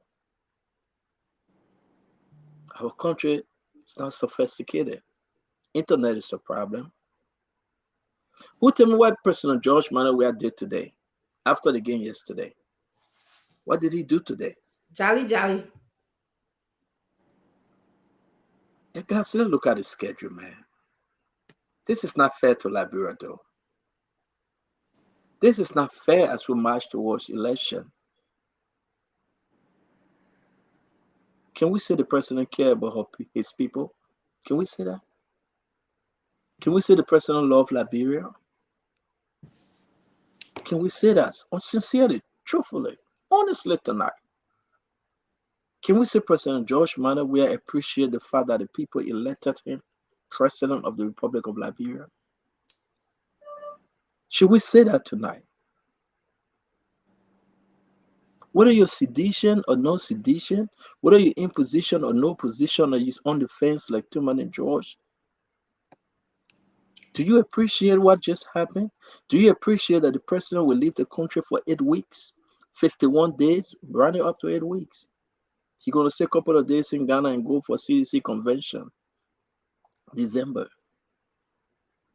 Can somebody turn to the president and say, Mr. President, let's go back home and we can take that trip December 13 and leave the country and attend the Joe Biden program? You don't have to go. What President Joe Biden we are going to Miami for? Why the president will leave the country and go to Miami? Why? All right, okay. No, I beg you guys. We want our Liberian, we wanted to sing into our Liberian people head. Get it ready. That's Sister City. No, seriously. Why the president will leave Liberia all this time and go to Miami, St. Tuman George? I've been there. I'm in Florida all the time. Time this in Miami, trust me, it's boring. I know. Georgie, Georgie, you came with me. So, Chairman, you were there. We all were there. Peabody, you were there. We went to Miami. We went there late at night. And it was all light up. So the president No. But why would President go? Okay, we agreed that Joe Biden sent for him from the 13th to the 15th. Do your summit and go back home. The president said, no. I got to come operate in Miami. No. Let me be serious now. This is reality. We are talking about a nation, almost 6 million people. That President Ware is holding on a hostage. They do not have pay. Mama cannot bring food. Papa go to work, no money, no food. They have to call other country and beg for money. Let us Semetwe. Semetwe say, I gave the president blank check. Put any amount on there and go on your trip. Eugene Nangwe said, well, we cannot disclose it. It's been ratified. It's not about opposition, though. It's about we are Liberia, man. Can I say something? And no, you cannot. No, you cannot. You go ahead. Go ahead and eat. Go ahead and eat. We'll see you tomorrow. We cannot do this to the Liberian people. Kev, thank you very much, my brother. We love you. May God bless you. We cannot do this to the Liberian people. Liberian need to hear this. This is serious. You need to ask the question. President Ware, after the game, what is he still doing where he is? Where is he going? Why are you going to Miami? Why? To do what? Siminola, hotel, the biggest and finest hotel in Florida, the Guitar Hotel. They just built it. And ask the guys, 20 minutes from Miami. You can go Miami, you stay on the beach, you sleep there. Nobody question you. The person, we're going to be taking investor from Miami. Do we have investor waiting there for him? Trying to build the new Miami in Liberia? Somebody talk to us. Our country is bleeding. And we will sit here and pretend that everything is okay. It is not okay. Our country is crying, hoping, but they are hoping hopelessly because there is no answer. Last night, CDC had a convention. Yes, the list here. They put the list up. It's too many stories. The convention, the president didn't attend. The little thing they had beyond closed door, name all the people, they're happy. Let me tell you something. You blame folks for putting mouth on the president. You cry because you say we hate Joe. No, we do not hate the president. Amen. I rest my case. But you must ask your president, what have you done for the people of Liberia that you deserve re-election? Ask President George Manawia, what have you done when you talk about health care? What have you done when you talk about education? The University of Liberia saying that the student will have to be paying their own school fee now because the government failed to meet their obligation. So that free school thing is done. They were celebrating harmonization. Guess what? In the new budget, they are thinking about bringing salary back to cancel harmonization because election is around the corner. What have you done that you deserve the people vote for re-election, Mr. President? What have you done? To pay 1 foot roll, RIA, people dying every day. It is incomplete. It will be incomplete after the election. You talk about Babalu Hospital. It's down. No operation. They are not building the hospital. Money gone. Money finished. What have you done? The Liberian people should re-elect you. Tell us what have you done? You built 2 for 5 pack? Invisible pack? The thing worth less than $1 million, just say it's $3 million. What have you done, Mr. President? That pack the people will eat? That pack will educate the young men and women? That invisible pack will send somebody to China to go learn? That invisible pack will make you to make Liberia great? What have you done, Mr. President? The Liberians should re-elect you. I want to know. All right, now, brother. All right. No. I love the president so much, but I just want to know, what have he done that I can tell my mirror vote for President Weah tomorrow? Okay, that's enough. It's 4 a.m. in Qatar, just for your information. May the Lord watch between me and thee while we absent. While we are absent, one of another. Amen. It is important for us to remember this election, and I will say this: I love the president. I wish him well. We will be there to run our campaign for the right leader. We will be there to speak to the Liberian people. President George Manawia needs to turn this thing around. It just doesn't look good for him and his government. President George Manawia needs to tell the Liberian people, apologize to them, and turn this thing around. We are looking at the deflated balloon. Might get gone. Nobody can pull foot. They got to have secret convention. The shame is coming and coming very fast. Be not deceived. Donald Trump was a one-term president. President Joe Manawia could be a one-term president. Be not deceived. Say all what you want to say. Do all you want to do. The Liberian people are listening. They are going to bed hungry every night. They are praying to God. God, how many more days? Some of them have called Timon George. How many more days in Timon George? How many more weeks? How many more months? Today is the 22nd. Guess what happened? We are almost less than 10 months. We are getting there. Gradually. May God bless us all. May God keep you. May God bless our nation. That on that faithful day, We pray that the president can turn this thing around. Enjoyment time should be over. People first. Above all, Liberia should be first. The people. You'll have a good night. You'll have a good night. Thank you, Chairman Ben, for coming. We hope we'll see you next week again. Victor to France. Victor to Via. What is it in France? Good to see you. Have a good night. Chairman, want to say thank you, man. Chairman, wish you guys luck tomorrow at the Supreme Court. We hope the best person win, and we're just keeping our finger crossed, Chairman.